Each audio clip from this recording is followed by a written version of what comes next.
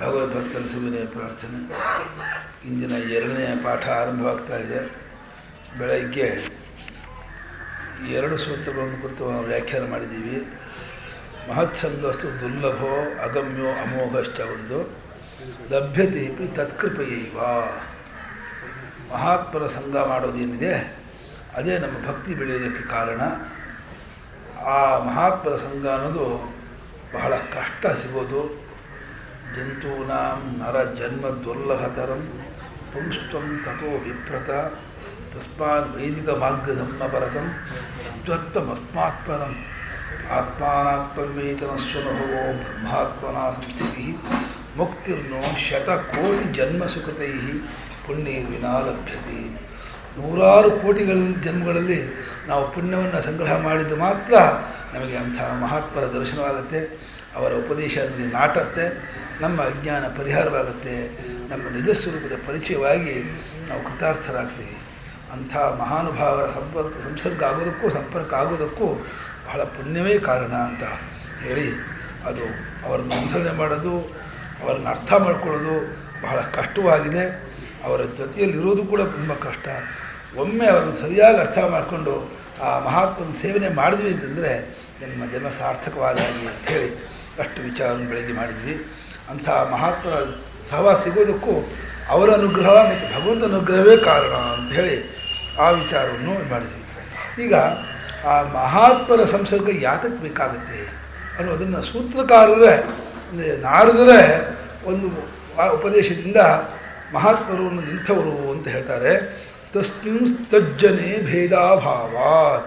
ತಸ್ಮಿನ್ ಅಂದರೆ ಆ ಪರಮಾತ್ಮನಲ್ಲೂ ಅವರ ಆ ಸತ್ಪುರುಷರು ಸದ್ಭಕ್ತರ ವಿಷಯದಲ್ಲೂ ಭೇದವೇ ಇಲ್ಲವಂತೆ. ಅಂದರೆ ಸೂರ್ಯನಿಗೂ ಸೂರ್ಯನ ಪ್ರಭೆಗೂ ಹೇಗೆ ಭೇದವಿಲ್ಲವೋ, ಮನೆಯೊಳಗಿರುವಂಥ ನಾವು ಸೂರ್ಯನ ಬೆಳಕನ್ನು ನೋಡೋಕ್ಕೆ ಹೊರಗೆ ಬಂದರೆ ನಮ್ಮ ಮೇಲೆ ಸೂರ್ಯನ ಬೆಳಕು ಬಿದ್ದೇ ಬೀಳುತ್ತದೆಯೋ, ನಾವು ಬೆಳಕಿಗೆ ಬಂದೇ ಸೂರ್ಯನ ನೋಡಬೇಕಾಗತ್ತೋ, ಹಾಗೆ ಪರಮಾತ್ಮನನ್ನು ಕಾಣಬೇಕು ಅಂತಂದರೆ ಭಗವದ್ಭಕ್ತರನ್ನು ಆಶ್ರಯಿಸಿಕೊಳ್ಳೇಬೇಕು ಅನ್ನುವಂಥ ವಿಚಾರವನ್ನು ಗುರುಗಳು ವ್ಯಾಖ್ಯಾನ ಹೇಳಿದ್ದಾರೆ. ಎಂಥ ಒಂದು ಮಾತು ಬೆಳೆದಿದ್ದಾರೆ ಅಂದರೆ, ಭಗವಂತ ಇಲ್ಲದೇ ಇರುವ ಸ್ಥಳ ಹೇಗಿಲ್ಲವೋ ಅದೇ ರೀತಿ ಭಗವದ್ಭಕ್ತರು ಇಲ್ಲದೇ ಇರುವಂತಹ ಸ್ಥಳ ಇಲ್ಲ ಅಂತ ಬರೆದಿದ್ದಾರೆ. ವಾಕ್ಯ ನೋಡಿದಂಗೆ ಎಷ್ಟು ಆಶ್ಚರ್ಯ ಆಯಿತು ಅಂತಂದರೆ, ಇದೇ ವಾಕ್ಯನೇ ಬರೆದಿದ್ದಾರೆ. ಹೇಗೆ ಭಗವಂತನು ಇಲ್ಲದ ಸ್ಥಳವೇ ಇಲ್ಲವೋ ಹಾಗೆಯೇ ಭಗವದ್ಭಕ್ತರು ಇಲ್ಲದ ಸ್ಥಳವೂ ಇಲ್ಲ. ಅಂದರೆ ಆ ಮಹಾತ್ಮರಿಗೆ ಎಲ್ಲ ಕಡೆಯಲ್ಲಿಯೂ ಮಹಾತ್ಮರು ಕಾಣ್ತಾ ಇರ್ತಾರೆ. ನಮಗೆ ಎಲ್ಲೂ ಮಹಾತ್ಮರು ಕಾಣದೆ ಹೋದರೆ ಆ ಮಹಾತ್ಮರಿಗೆ ಎಲ್ಲ ಜಾಗದಲ್ಲೂ ಅವರೇ ಕಾಣ್ತಾರೆ. ಎಷ್ಟು ವ್ಯತ್ಯಾಸ ಇದೆ ನಮಗೂ ಅವ್ರಿಗೂ. ನಾವು ಪ್ರತಿಯೊಬ್ಬರನ್ನು ಪರೀಕ್ಷೆಗೆ ಒಳಪಡಿಸಿಯೇ ನಾವು ನೋಡ್ತೀವಿ. ಅವರು ಸಹಜವಾಗಿಯೇ ಭಗವದ್ ಪ್ರೇಮ ಇಟ್ಕೊಂಡು ನೋಡ್ತಾರೆ. ಎಲ್ಲ ಕಡೆ ಅವ್ರಿಗೆ ಆ ಜನರೇ ಕಾಣ್ತಾರೆ. ಯಾದೃಶಿ ಭವಿತವ್ಯತಾ ಸಹಾಯ ತಾದೃಶ ಏವ ಅಂತ. ಒಬ್ಬ ಮನುಷ್ಯನಿಗೆ ತಾನು ಏನಾಗಬೇಕು ಅಂತ ಅವನ ಪ್ರಾರಬ್ಧ ಇರುತ್ತದೆಯೋ ಅದು ತಕ್ಕ ಹಾಗೆ ಸಹಾಯಗಳು ಒದಗಿ ಬರುತ್ತಂತೆ ಅಂತ. ಒಂದು ಅಡಿಕೆ ಗಿಡ ಇರ್ಬೋದು, ತೆಂಗಿನ ಗಿಡ ಇರ್ಬೋದು, ಅದು ಶೂಟಿಂಗಲ್ಲೇ ಗೊತ್ತಾಗುತ್ತೆ ಎಂಥ ಮರ ಆಗುತ್ತೆ ಅಂತ. ಹಾಗೆ ಬಾಲ್ಯದಲ್ಲೇ ಗೊತ್ತಾಗ್ತಾನಂತ ಇವು ಎಂಥ ಮಹಾಪುರುಷ ಆಗ್ತಾನೆ ಅಂತ. ಪರಮಹಂಸರು ಹುಟ್ಟಿದಾಗ, ಮಹಾರಾಜರು ಹುಟ್ಟಿದಾಗ, ದೊಡ್ಡ ದೊಡ್ಡ ಮಹಾಪುರುಷರು ಹುಟ್ಟಿದಾಗ ಆ ಹುಟ್ಟಿದ ಸಂದರ್ಭದ ಕಥೆಗಳನ್ನ ನಾವು ಕೇಳಿದರೆ ಇವರು ಎಂಥ ಮಹಾತ್ಮರಾಗ್ತಾರೆ ಅನ್ನೋದನ್ನು ನಾವು ಬಾಲ್ಯದಿಂದಲೇ ಊಹೆ ಮಾಡ್ಕೊಂಡ್ಬಿಡ್ಬೋದು. ಆ ರೀತಿ ಅವರ ಬಾಲ್ಯ ಇರುತ್ತೆ ಅಂತ. ಅಂದರೆ ಅಂಥ ಮಹಾತ್ಮರಿಗೆ ತಕ್ಕಂತಹ ವಾತಾವರಣ, ತಕ್ಕಂತಹ ಜನಸಮೂಹ, ಸಹವಾಸ ಹೇಗೆ ಒದಗಿ ಬರುತ್ತೆ ಅಂತಂದರೆ ನೋಡಿ, ನಮ್ಮ ಸ್ವಾಮಿಯವರಿಗೆ ಮಹಾಭಾಗವತ ಪರಿಚಯ ಆಯಿತು, ಗೋಂದಾಳಿ ಬ್ರಹ್ಮಜೀತಿ ಮಹಾರಾಜ ಪರಿಚಯ ಆಯಿತು, ಶಿವಾಭಿನವ ನರಸಿಂಹ ಭಾರತೀಯ ಸ್ವಾಮಿಯವರಿಂದ ಭಾಷ್ಯ ಶಾಂತಿ ಆಯಿತು, ಗುರುಪಾಕ್ಷಾಸ್ತ್ರಿಯಿಂದ ಭಾಷ್ಯ ಪಾಠವಾಯಿತು, ಹೊಸಕೆರೆ ಚಿದಂಬರವರಿಂದ ಸಹವಾಸದಿಂದ ಅವರಿಗೆ ಭಾಷೆಯ ಪರಿಚಯ ಆಯಿತು, ಕೆ.ಎ. ಕೃಷ್ಣಸ್ವಾಮಿ ಅಯ್ಯರವರಿಂದ ಅನೇಕ ವಿಚಾರವನ್ನು ತಿಳ್ಕೊಂಡ್ರು. ಅಂದರೆ ಅವರಿಗೆ ಜೀವನ ಪರ್ಯಂತ ಉದ್ದಕ್ಕೂ ಕೂಡ ಮಹಾತ್ಮರ ಸಹವಾಸ ದೊರಕ್ತಾನೇ ಇತ್ತು. ಇಂತಿಂಥ ಮಹಾತ್ಮರ ಸಹವಾಸ ನೋಡಿ ಮಾಡಿದ್ದಾರೆ ಅಂತಂದರೆ, ವಿವೇಕಾನಂದರ ಪ್ರವಚನ ಕೇಳಿದ್ದಾರೆ ಗುರುಗಳು. ನಾವು ಬೆಂಗಳೂರು ನ್ಯಾಷನಲ್ ಸ್ಕೂಲ್ ಹಿಂದ್ಗಳಲ್ಲಿ ವಿವೇಕಾನಂದರ ಪ್ರವಚನ ಮಾಡಕ್ಕೆ ಬಂದಾಗ ಗುರುಗಳು ನೋಡೋಕ್ಕೆ ಹೋಗಿದ್ದಂತೆ. ಇಲ್ಲ ವಿವೇಕಾನಂದರ ಪ್ರವಚನ ಕೇಳಿದ್ದಾರೆ, ಅಲ್ಲಿಂದ ಎಂಥೆಂಥ ಮಹಾತ್ಮರ ದರ್ಶನ ಭೇಟಿ ಆಗಿದೆ ಅಂದರೆ ಗುರುಗಳಿಗೆ ಒಂದು ರೀತಿ ಭಗವಂತ ಯಾವ ರೀತಿ ಇವರನ್ನು ನೆಪ ಮಾಡಿಕೊಂಡ್ರು ಅಂತ ನಮ್ಮ ಗುರುಗಳೇ ತಮ್ಮ ಚರಿತ್ರೆಯಲ್ಲಿ ಹೇಳ್ಕೊಂಡಿದ್ದಾರೆ. ಪರಮೇಶ್ವರಿಗೆ ಜೈಕಾರವಿರಲಿ ಅಂಥೇಳಿ ಕಾರ್ಯಾಲಯದ ಬೀಜಾವಾಪ ಅಂತ ಒಂದು ಚಾಪ್ಟರ್ ಹಾಕ್ಕೊಂಡು ಬರೆದಿದ್ದಾರೆ. ಯಾವ ರೀತಿ ಪರಮಾತ್ಮ ನನ್ನನ್ನು ನೆಪ ಮಾಡ್ಕೊಂಡು ಇಂಥ ಕೆಲಸಗಳನ್ನು ಮಾಡಿಸ್ಕೊಂಡ ಅಂತ ಅದನ್ನು ಬರೀತಾರೆ ಗುರುಗಳು. ಆ ಪರಮಾತ್ಮನ ಒಂದು ಕಿಡಿ ನನ್ನ ಮೇಲೆ ಹಾರತು ಅಂತ ಬರ್ಕೊಂಡಿದ್ದಾರೆ. ಆ ಮಹಾನುಭಾವನಾದ ಪರಮ ದಯಾಳುವಾದ ಪರಮೇಶ್ವರನ ಒಂದು ಕಿಡಿ ನನ್ನ ಮನಸ್ಸು ಮೇಲೆ, ನನ್ನ ಹೃದಯ ಮೇಲೆ ಹಾರಿತು. ಅಷ್ಟರಿಂದ ಎಷ್ಟೆಲ್ಲ ಕೆಲಸ ಮಾಡೋದಕ್ಕೆ ಅವಕಾಶವಾಯಿತು ಅಂತ ಅವರು ಒಂದು ಸಂತೋಷದಿಂದ ಹೆಮ್ಮೆಯಿಂದ ಹೇಳ್ಕೊಟ್ಟಿದ್ದಾರೆ. ಆ ಪರಮಾತ್ಮನ ಅನುಗ್ರಹ ದೊರಕಿದರೆ ಏನು ತಾನೇ ಮಾಡಲಾರ ಮನುಷ್ಯ ಅಂತ. ಭಗವಂತ ಮೂಕಂ ಕರೋತಿ ವಾಚಾಲಂ ಪಂಗುಂ ಲಂಘಯತಿ ಗಿರಿಂ ಅಂತ. ಆ ಪರಮಾತ್ಮನ ಅನುಗ್ರಹ ಇದ್ದುಬಿಟ್ರೆ ಮೂಕನಾಗಿದ್ದರೂ ಕೂಡ ವಾಗ್ಮಿ ಆಗ್ಬಿಡ್ತಾನೆ, ಕುಂಟಿನಾಗಿದ್ದರೂ ಬೆಟ್ಟಕ್ಕೆ ಹಾರಿಬಿಡ್ತಾನೆ. ಆ ಪರಮಾತ್ಮನ ಅನುಗ್ರಹದಿಂದ ಏನು ತಾನೇ ಆಗೋದಿಲ್ಲ, ಯಾವುದನ್ನು ತಾನೇ ಸಾಧಿಸೋಕ್ಕಾಗೋದಿಲ್ಲ. ಹಾಗಾಗಿ ಆ ಪರಮಾತ್ಮನನ್ನು ಕಂಡುಕೊಂಡ ಸತ್ಪುರುಷರಿಗೂ ಆ ಪರಮಾತ್ಮನಿಗೂ ಕೂಡ ಭೇದಾಭಾವಾದ ಯಾವ ಭೇದವೂ ಇಲ್ಲವಾದ್ದರಿಂದ ಅವರು ಬಲು ಬೇಗನೆ ನಮ್ಮನ್ನು ಕರ್ಕೊಂಡು ಹೋಗ್ಬಿಡ್ತಾರೆ. ನಮ್ಮಲ್ಲಿರುವಂತಹ ದೋಷವನ್ನು ಬಲು ಬೇಗ ಗುರುತಿಸ್ತಾರೆ ಅವರು. ನಮಗೆ ನಮ್ಮ ಮುಖದಲ್ಲಿ ಕೊಳೆ ಇದ್ದರೆ, ಕಲೆ ಇದ್ದರೆ ನಮಗೆ ಗೊತ್ತಾಗಲ್ಲ. ನಾವು ಕರಡಿ ಮುಂದೆ ನಿಂತ್ಕೋಬೇಕು. ಇಲ್ಲೇನೋ ಕೊಳೆ ಕೂತ್ಕೊಂಡಿದೆ, ಇಲ್ಲೇನೋ ಮಸಿ ಇದೆ, ಇಲ್ಲೇನೋ ಕೊಳೆ ಇದೆ ಅಂಥೇಳಿ ಕನ್ನಡಿ ನೋಡಿ ನಾವು ನಮ್ಮ ಮುಖದಲ್ಲಿರುವಂತಹ ದೋಷವನ್ನು ಗೊತ್ತು ಮಾಡ್ಕೊಳ್ಬೇಕು. ಅದೇ ರೀತಿ ಸತ್ಪುರುಷರು ಅನ್ನೋದು ನಮ್ಮಲ್ಲಿರುವಂತಹ ಎಲ್ಲ ದೋಷಕ್ಕೂ ಕರಡಿ ಇದ್ದ ಹಾಗೆ ಅವರು. ನಮ್ಮ ಮನಸ್ಸಿನಲ್ಲಿ, ನಮ್ಮ ಸ್ವಭಾವದಲ್ಲಿ ಏನೇನು ದೋಷ ಇದೆ ನಮಗೆ ಗೊತ್ತಾಗಲ್ಲ. ಯಾಕೆಂದರೆ ನಮಗೆ ಅದು ರಕ್ತಗತವಾಗಿಬಿಟ್ಟಿರುತ್ತೆ ಆ ದೋಷ, ಆ ಸ್ವಭಾವ, ಆ ಕೆಟ್ಟ ಗುಣಗಳು. ಆ ಮಹಾತ್ಮರ ಜೊತೆಯಲ್ಲಿ ಇದ್ದಾಗ ಇಂಥ ಗುಣಗಳನ್ನು ನಾನು ತಿದ್ಕೋಬೇಕು, ಈ ಸ್ವಭಾವವನ್ನು ನಾನು ಬದಲಾಯಿಸ್ಕೋಬೇಕು, ಇದು ಅವರ ನಡವಳಿಕೆ, ಇದು ಸತ್ಪುರುಷರ ನಡವಳಿಕೆ, ನಾನು ಏನೋ ಹೀಗಿರೋದೇ ಸಹಜ ಅಂದ್ಕೊಂಡ್ಬಿಟ್ಟಿದೆ, ಇದು ನಮ್ಮ ನಡವಳಿಕೆ ಅಲ್ಲ, ಇದನ್ನು ನಾನು ಬದಲಾಯಿಸ್ಕೋಬೇಕು ಅಂಥೇಳಿ ಮಹಾತ್ಮರು ಬಾಯ್ಬಿಟ್ಟು ಹೇಳಬೇಕಾಗಿಲ್ಲ. ಅವರ ಜೊತೆಯಲ್ಲಿ ಇದ್ದುಬಿಟ್ರೆ, ಅವರ ಸಹವಾಸ ಮಾಡ್ತಿದ್ರೇ ಅದೇ ಒಂದು ಪಾಠ ಆಗ್ತಾ ಇರುತ್ತೆ. ಅವರ ನಡವಳಿಕೆಯಿಂದಲೇ ಪಾಠ ಹೇಳ್ಬಿಡ್ತಾರೆ. ಬಾಯಲ್ಲಿ ಉಪದೇಶ ಮಾಡಿ ತಿಳಿಸ್ಕೊಳ್ಬೇಕಾಗಿಲ್ಲ. ಅವ್ರು ಏನೋ ಒಂದು ರೀತಿ ನಡ್ಕೊಳ್ತಾರಲ್ಲ, ಆ ನಡ್ಕೊಳ್ಳೋದೇ ಒಂದು ರೀತಿ ನಮಗೆ ಪಾಠ ಆಗ್ಬಿಡುತ್ತೆ. ಹಾಗಾಗಿ ಆ ಮಹಾತ್ಮರ ಒಂದು ಸಂಸರ್ಗ ಏನಿದೆ, ಆ ಸಹವಾಸ ಏನಿದೆ, ಅದು ಬಹಳ ಅತ್ಯಮೋಘವಾದದ್ದು. ಅವರಿಗೂ ಪರಮಾತ್ಮನಿಗೂ ಯಾವ ಭೇದವೂ ಇಲ್ಲ. ಸೂರ್ಯನ ಕಿರಣಕ್ಕೂ ಭೇದ ಇಲ್ಲದಿರೋ ಹಾಗೇನೆ ಅವರಿಬ್ಬರಿಗೂ ಭೇದವಿಲ್ಲ. ಹಾಗಾದ್ರಿಂದ ತದೇವ ಸಾಧ್ಯತಾ 42ನೇ ಸೂತ್ರ. ಅದನ್ನೇ ಸಾಧಿಸಬೇಕು, ಅದನ್ನೇ ಒದಗಿಸಿಕೊಳ್ಳುವುದಕ್ಕೆ ಪ್ರಯತ್ನ ಮಾಡ್ಕೋಬೇಕು. ಅದನ್ನೇ ಅಂದರೆ ಏನು? ಅಲ್ಲಿ ಸ್ವಾಮಿಗಳು ಹೇಳ್ಬಿಡಿದ್ರೆ ತತ್ಶಬ್ದದಿಂದ ಏನನ್ನು ಪರಾಮರ್ಶೆ ಮಾಡ್ತಾ ಇದೆ ಅಂಥೇಳಿ ಸುಲಭವಾಗಿ ಗೊತ್ತು ಮಾಡ್ಕೋಕ್ಕಾಗಲ್ಲ. ಹಿಂದೆ ಸಂಗತ್ಯಾಗ, ವಿಷಯತ್ಯಾಗ ಹೇಳ್ತಲ್ಲ, ಅದನ್ನು ಮಾಡಬೇಕು ಅಂತ ಕೆಲವು ಜನ ಅರ್ಥ ಮಾಡ್ತಾರೆ. ಆದರೆ ತ್ಯಾಗ ಶಬ್ದ ಪುಲ್ಲಿಂಗವಾದ್ದರಿಂದ ತತ್ಶಬ್ದದಿಂದ ಅದನ್ನು ಹೇಳ್ತಾ ಇದೆ ಅನ್ನೋದನ್ನು ಸುಲಭವಾಗಿ ಗೊತ್ತು ಮಾಡ್ಕೋಕ್ಕಾಗಲ್ಲ. ತತ್ ಅಂದರೆ ಆ ಸಾಧನವನ್ನೇ, ಮಹಾತ್ಮರೊಡನೆ ಸೇರೋದು ಅನ್ನೋ ಸಾಧನವನ್ನೇ ಸಾಧಿಸಿಕೊಳ್ಳುವುದಕ್ಕೆ ಪ್ರಯತ್ನ ಮಾಡಬೇಕು. ಹೋಗಬೇಕು, ಗುರುಗಳನ್ನು ಹುಡ್ಕೊಂಡು ಹೋಗಬೇಕು, ಮಹಾತ್ಮರು ಎಲ್ಲಿದ್ದಾರೆ ಅಂಥೇಳಿ ವಿಚಾರಿಸ್ತಾ ಇರಬೇಕು. ಯಾಕೆಂದರೆ ಅವರು ಅಷ್ಟು ಸುಲಭವಾಗಿ ಪ್ರಕಾಶಕ್ಕೆ ಬಂದಿರೋಲ್ಲ, ಅಷ್ಟು ಸುಲಭವಾಗಿ ಅವರು ತಮ್ಮನ್ನು ತೋರಿಸ್ಕೊಂಡಿರೋಲ್ಲ. ಎಷ್ಟೋ ಜನ ಕೇಳ್ತಿರ್ತಾರೆ, ಎಲ್ಲಿ ಸತ್ಪುರುಷರಿದ್ದಾರೆ, ಎಲ್ಲಿ ಇದ್ದಾರೆ ಅಂತ. ಹಾಗೆ ಸತ್ಪುರುಷರು ಇಲ್ಲ ಇಂಥ ಕಳಿದೀನಿ ಅಂತ ಹೇಳ್ಬಿಟ್ಟು ಅವರೇನು ಅಡ್ರೆಸ್ ಕೊಟ್ಟು ಪೇಪರ್ ಹಾಕ್ಕೊಂಡಿರ್ತಾರ? ಪೇಪರಲ್ಲಿ ನಾವು ಇಂಥ ಕಳೆದಿದ್ದೀವಿ, ಇನ್ನು ಸತ್ಪುರುಷರು ಇರೋ ಜಾಗ ಇದು ಅಂಥೇಳಿ ಎಲ್ಲೂ ಹಾಕ್ಕೊಳ್ಳಲ್ಲ ಅವರು. ನಾವು ನಮ್ಮ ಮನಸ್ಸಿನಲ್ಲಿ ತೀವ್ರವಾದ ಉತ್ಕಟ ಇಚ್ಛೆ ಇದ್ದರೆ ಅದು ಅವರ ಜಾಗಕ್ಕೆ ಎಳ್ಕೊಂಡು ಹೋಗುತ್ತೆ, ಅದು ಅವ್ರನ್ನ ಗುರುತಿಸುತ್ತೆ. ಆ ತೀವ್ರವಾದ ಇಚ್ಛೆ ಅವ್ರನ್ನ ಗುರುತಿಸುವಂತೆ ಮಾಡುತ್ತೆ. ಎಷ್ಟರ ಮಟ್ಟಿನ ಇಚ್ಛೆ ನಾವು ತುಂಬ್ಕೊಳ್ತೀವೋ ಅಷ್ಟರ ಮಟ್ಟಿನ ಫಲಕಾರಿಗೆ ನಾವು ಗುರಿ ಆಗ್ತೀವಿ.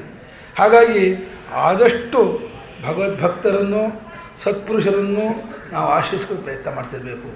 ಅದು ಭಾಳ ಹೆಚ್ಚಿನದು ಅಂತ. ಆದ್ದರಿಂದ ತದೇವ ಸಾಧ್ಯತಾಂ ಅಂತ ಹೇಳಿ 2 ಸಲ ಹೇಳೋದ್ರ ಮೂಲಕವಾಗಿ ವೀಪ್ಸಾ ಆದರಾರ್ಥ ಅಂತ.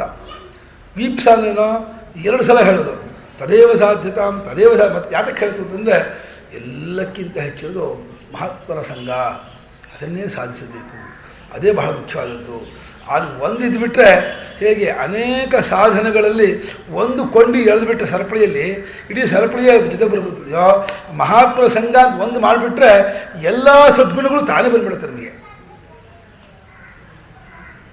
ಯಾಕೆಂದರೆ ಅವರು ಆ ರೀತಿ ನಮ್ಮನ್ನು ಮಾಡ್ತಾರೆ.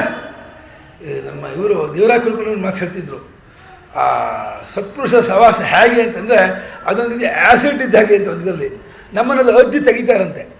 ಅದು ಅದ್ದಿ ತೆಗೆದು ಬಿಟ್ಟರೆ ನಮ್ಮಲ್ಲೆಲ್ಲ ಕೊಳೆಯೆಲ್ಲ ಅದು ಬಿಟ್ಕೊಳ್ಳಿ, ಬಂಗಾರವನ್ನು ಆ್ಯಸಿಡಿಗೆ ಅದ್ದಿ ತೆಗೆದು ಬಿಟ್ಟರೆ ಬಂಗಾರದಲ್ಲಿರೋ ಕೊಳೆಯೆಲ್ಲ ಬಿಟ್ಕೊಂಡು ಶುದ್ಧವಾದ ಬಂಗಾರ ನಿಗಿ ನಿಗಿ ನಿಗಿ ಹೊಳೆಗೆ ಶುರು ಮಾಡುತ್ತಲ್ಲ, ಅದೇ ರೀತಿ ಅವರ ಸ್ವಭಾವ ಅವರ ನಡವಳಿಕೆ ಅನ್ನುವಂತಹ ಒಂದು ಆ್ಯಸಿಡ್ಡಿಗೆ ನಮ್ಮನ್ನು ಹಾಕ್ಬಿಡ್ತಾರಂತೆ.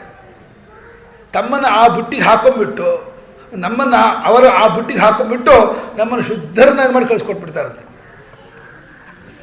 ಹಾಗಾಗಿ ಸತ್ಪುರುಷರ ಸಹವಾಸವನ್ನು ಆದಷ್ಟು ನಾವು ಆಶ್ರಯಿಸ್ಕೊಳ್ಳೋಕ್ಕೆ ಪ್ರಯತ್ನ ಮಾಡ್ತಿರಬೇಕು. ಅದು ಒಂದು ಸಿಕ್ಕಿಬಿಡ್ತು ಅಂತಂದರೆ ಅದರಷ್ಟು ಹೆಚ್ಚಿನದಾದಂತಹ ಒಂದು ಪ್ರಯೋಜನ ಫಲ ಇನ್ನೊಂದಿಲ್ಲ. ಇಲ್ಲಿ ಮುಂದಕ್ಕೆ ಇಲ್ಲಿ ಎರಡು ಅರ್ಥವನ್ನು ಮಾಡಿದ್ದಾರೆ. ತದೇವ ಸಾಧ್ಯತಾಂ ಅಂತ 2 ಸಲ ಹೇಳಿದ್ದು, ಇಲ್ಲಿ ಸಾಧನ ಪ್ರಕರಣ ಮುಗಿಯಿತು ಅಂತ ತಿಳಿಸೋದಕ್ಕೂ 2 ಸಲ ಮಾಡಿದೆ. ಒಂದು ಸತ್ಪುರುಷರ ಸಹವಾಸವನ್ನೇ ನಾವು ಹೆಚ್ಚಾಗಿ ಬಯಸಬೇಕು ಅನ್ನೋದನ್ನು ಅವಧಾರಣೆ ಮಾಡುವುದಕ್ಕೂ 2 ಸಲ ಹೇಳಿದೆ. ಸಾಧನ ವಿಚಾರವನ್ನು ಹೇಳಿ ಮುಗಿಸಿ ಇಲ್ಲಿಂದ ಮುಂದಕ್ಕೆ ಯಾವ್ಯಾವುದು ನಾವು ಮಾಡ್ಕೋಬಾರ್ದು ಇಟ್ಕೋಬಾರ್ದು ಅನ್ನೋದನ್ನು ತೋರಿಸ್ಬೇಕು ಅನ್ನೋಕ್ಕೋಸ್ಕರ ಪ್ರಕರಣ ಭೇದ ಮಾಡೋದಕ್ಕೋಸ್ಕರವಾಗಿ 2 ಸಲ ಹೇಳಿದೆ ಅಂತ ಗುರುಗಳು ಮುಗಿಸ್ಬಿಟ್ಟು ಇನ್ನು ಮುಂದಕ್ಕೆ 43ನೇ ಸೂತ್ರ ಈ ರೀತಿ ಇದೆ. ದುಸ್ಸಂಗ ಸರ್ವಥೈವ ತ್ಯಾಜ್ಯ. ದುಸ್ಸಂಗವನ್ನು ಎಲ್ಲ ರೀತಿಯಿಂದಲೂ ಬಿಡುವುದಕ್ಕೆ ಪ್ರಯತ್ನ ಮಾಡಬೇಕಂತೆ. ಯಾವ ರೀತಿಯಿಂದಲೂ ದುಷ್ಟರ ಸಹವಾಸವನ್ನು ಮಾತ್ರ ಮಾಡ್ಕೋಬಾರ್ದು. ದುಷ್ಟ ಸಂಘದಿಂದ ಎಷ್ಟು ಅನರ್ಥವಾಗತ್ತೆ ಅನ್ನೋದು ನಮಗೆ ತತ್ಕಾಲ ಗೊತ್ತಾಗೋದೇ ಇಲ್ಲ. ಆ ದುಷ್ಟರ ಸಹವಾಸ ಮಾಡಿದ ಆ ಸಮಯದಲ್ಲಿ ಅವರ ಆ ಪೋಲಿ ಮಾತುಗಳು, ಆ ಸಿನಿಮಾ ಮಾತುಗಳು, ಇದರೆಲ್ಲ ತತ್ಕಾಲಕ್ಕೆ ಆಪ್ಯಾಯಮಾನ ತೋರುತ್ತೆ.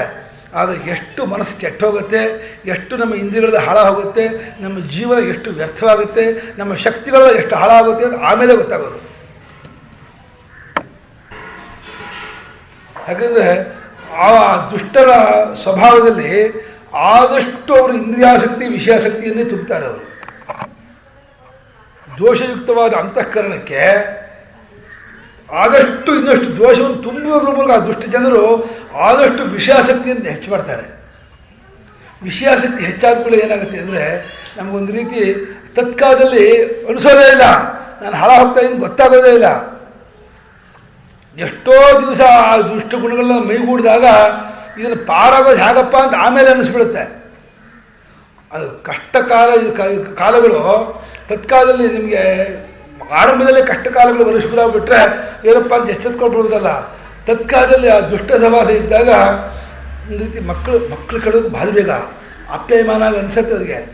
ನಮ್ಮಲ್ಲೊಬ್ಬ ಹುಡುಗ ಇಂಜಿನಿಯರಲ್ಲಿ ಅವನು ಎಲ್ಲ ಸಬ್ಜೆಕ್ಟು ಫೇಲ್ ಆಗ್ಬಿಟ್ಟ. ಅವನು ಓದ್ತಾ ಇದ್ದವನು ಭಾಳ ಬುದ್ಧಿವಂತ ಹುಡುಗನೇ. ಅವನು ಯಾಕೆ ಹೀಗಾದ ಅಂತ ಏಕಾಂತ ಕೇಳಿದ್ರೆ ಅವನು ರಾತ್ರಿಯೆಲ್ಲ ಕೂತು ಮಾಡಿದ್ದೇನು ಅಂದರೆ ಅವನು ಕಂಪ್ಯೂಟರಲ್ಲಿ ಯಾವುದೋ ಒಂದು ಇದನ್ನು ಓಪನ್ ಮಾಡಿಕೊಂಡು ಅದನ್ನು ನೋಡ್ತಾ ಕೂತ್ಕೊಂಡ್ಬಿಟ್ಟಿದ್ದಾನೆ.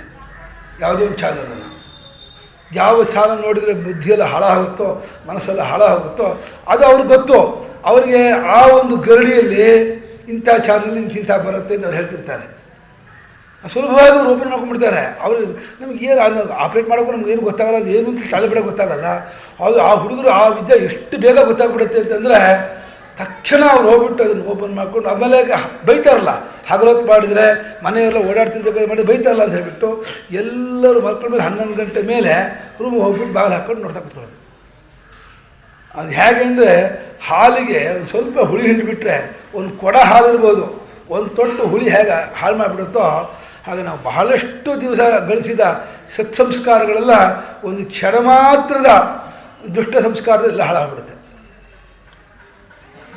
ಕುಂಬಾರನಿಗೆ 1 ನಿಮಿಷ, ದೊಣ್ಣೆಗೆ 1 ವರ್ಷ, ದೊಣ್ಣೆಗೆ 1 ನಿಮಿಷ ಅಂತ.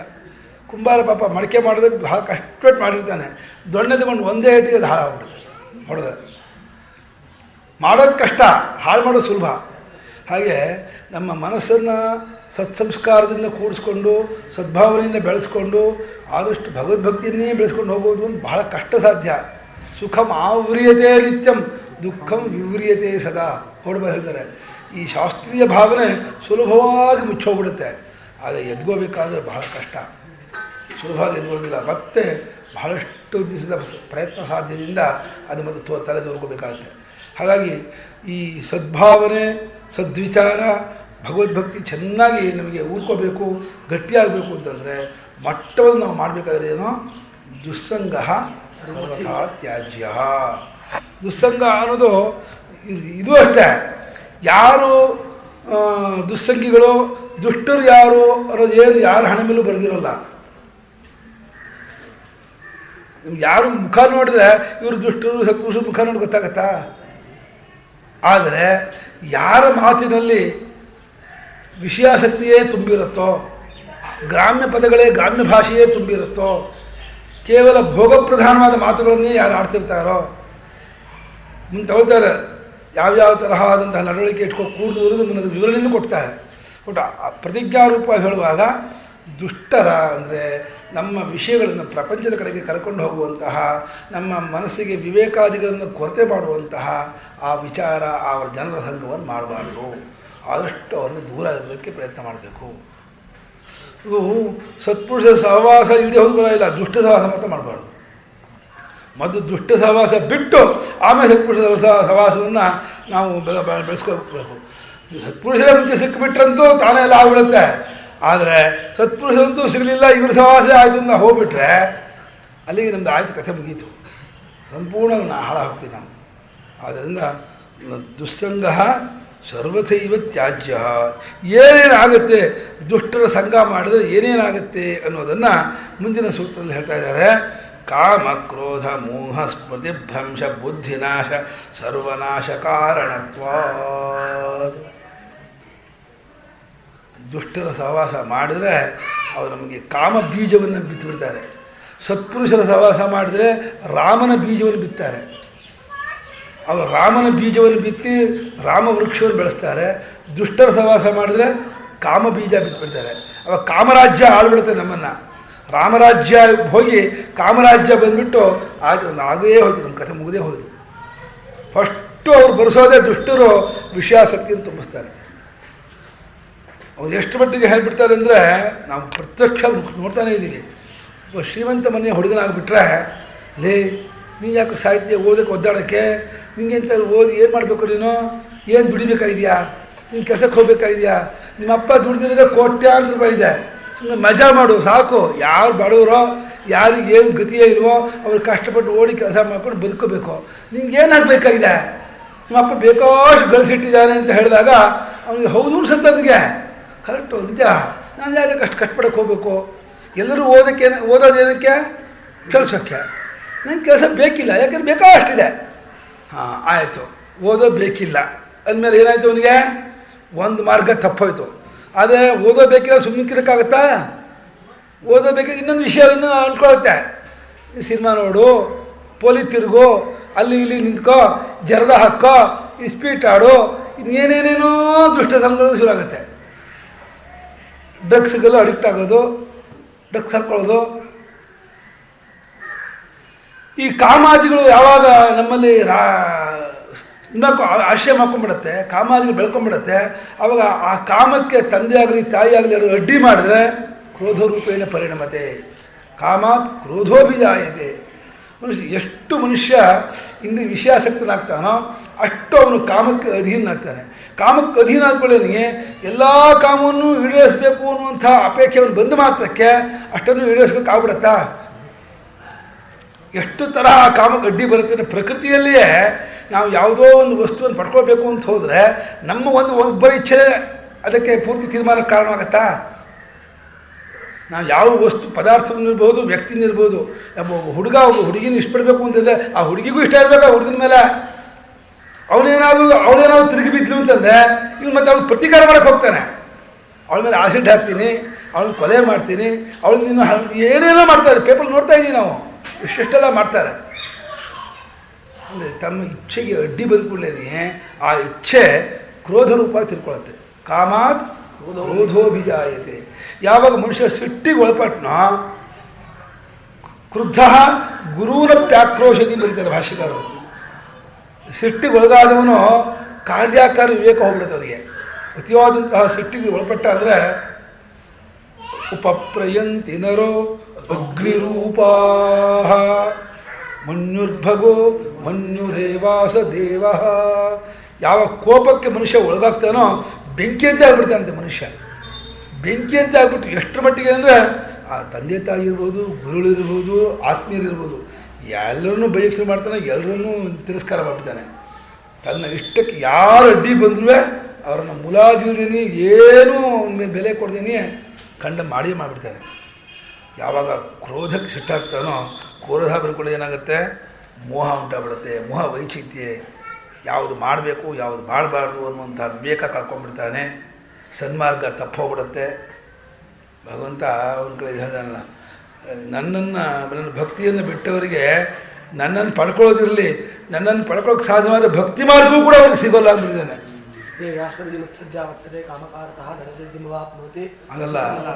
ಅದಲ್ಲ ಅಲ್ಲಿ ಇದರಲ್ಲಿ ಅವರು ನನ್ನನ್ನು ಪಡ್ಕೊಳ್ಳ 14ನೇ ಅಧ್ಯಾಯದಲ್ಲಿ ತಾನಹನ್ ದುಷಿತಃ ಕ್ರೂರಾನ್ ಸಂಸಾರೇಶು ನರಾಧಮಾನ್ ಕ್ಷಿಪಾಂ ಯಜಸ್ಸಮಹಿಮಾನ್ ಆಸುರೀಶ್ವಯೋನಿಷು ಆಸುರೀಯೋನಿಮಾಪನ್ನಾಂ ಮೂಢ ಮಾಮಪ್ರಾಪ್ಯೈವ ಕೌಂತೆಯ. ಅಲ್ಲಿ ನೋಡು, ಮಾಮಪ್ರಾಪ್ಯೈವ ಕೌಂತೆಯ ತಥೋ ಯಾಂತಿ ಅಧಮಾಂಗತಿ. ಅಲ್ಲಿ ಬರೀತಾರೆ ಭಾಷ್ಯಕಾರರು, ನನ್ನನ್ನು ಪಡೆಯೋದಿರಲಿ, ನನ್ನನ್ನು ಪಡೆಯೋಲ್ಲ ಅನ್ನೋ ವಿಚಾರ, ಆಮೇಲೆ ನನ್ನನ್ನು ಪಡೆಯೋಕ್ಕಿರುವಂತಹ ಸನ್ಮಾರ್ಗವೂ ಅವ್ರಿಗೆ ಸಿಗೋಲ್ಲ. ಅವ್ರಿಗೆ ಹೊಟ್ಟೋಗ್ಬಿಡ್ತಾರೆ, ಹಾಗೆ ಹೋಯ್ತು, ಅಧೋಗತಿ ಹೋಗ್ಬಿಡ್ತಾರೆ. ಮಾಮ ಮೂಢ ಜನ್ಮನಿ ಆ ಪ್ರತಿಯೊಂದು ಜನ್ಮದಲ್ಲೂ ಕೂಡ ಅವಿವೇಕವನ್ನು ಬಿಟ್ಟು ಕ್ರಿಮಿಕೀಟ ಹುಟ್ಟುಬಿಡ್ತಾರೆ, ನಾಯಿ ಕತ್ತೆ ಹಂದಿಯಾಗಿ ಹುಟ್ಟುಬಿಡ್ತಾರೆ, ಅಧೋ ಜನ್ಮ ಹೋಗ್ಬಿಡ್ತಾರೆ. ಹಾಗೇಯೋ ಹೋಯ್ತು. ಒಂದು ಸಲ ಅವನು ಕೆಳಗೆ ಬಿದ್ದ ಅಂದರೆ ಎಲ್ಲಿರು ಹೋಗ್ತಾನೆ ಅಂತ ಹೇಳಕ್ಕಾಗತ್ತಾ?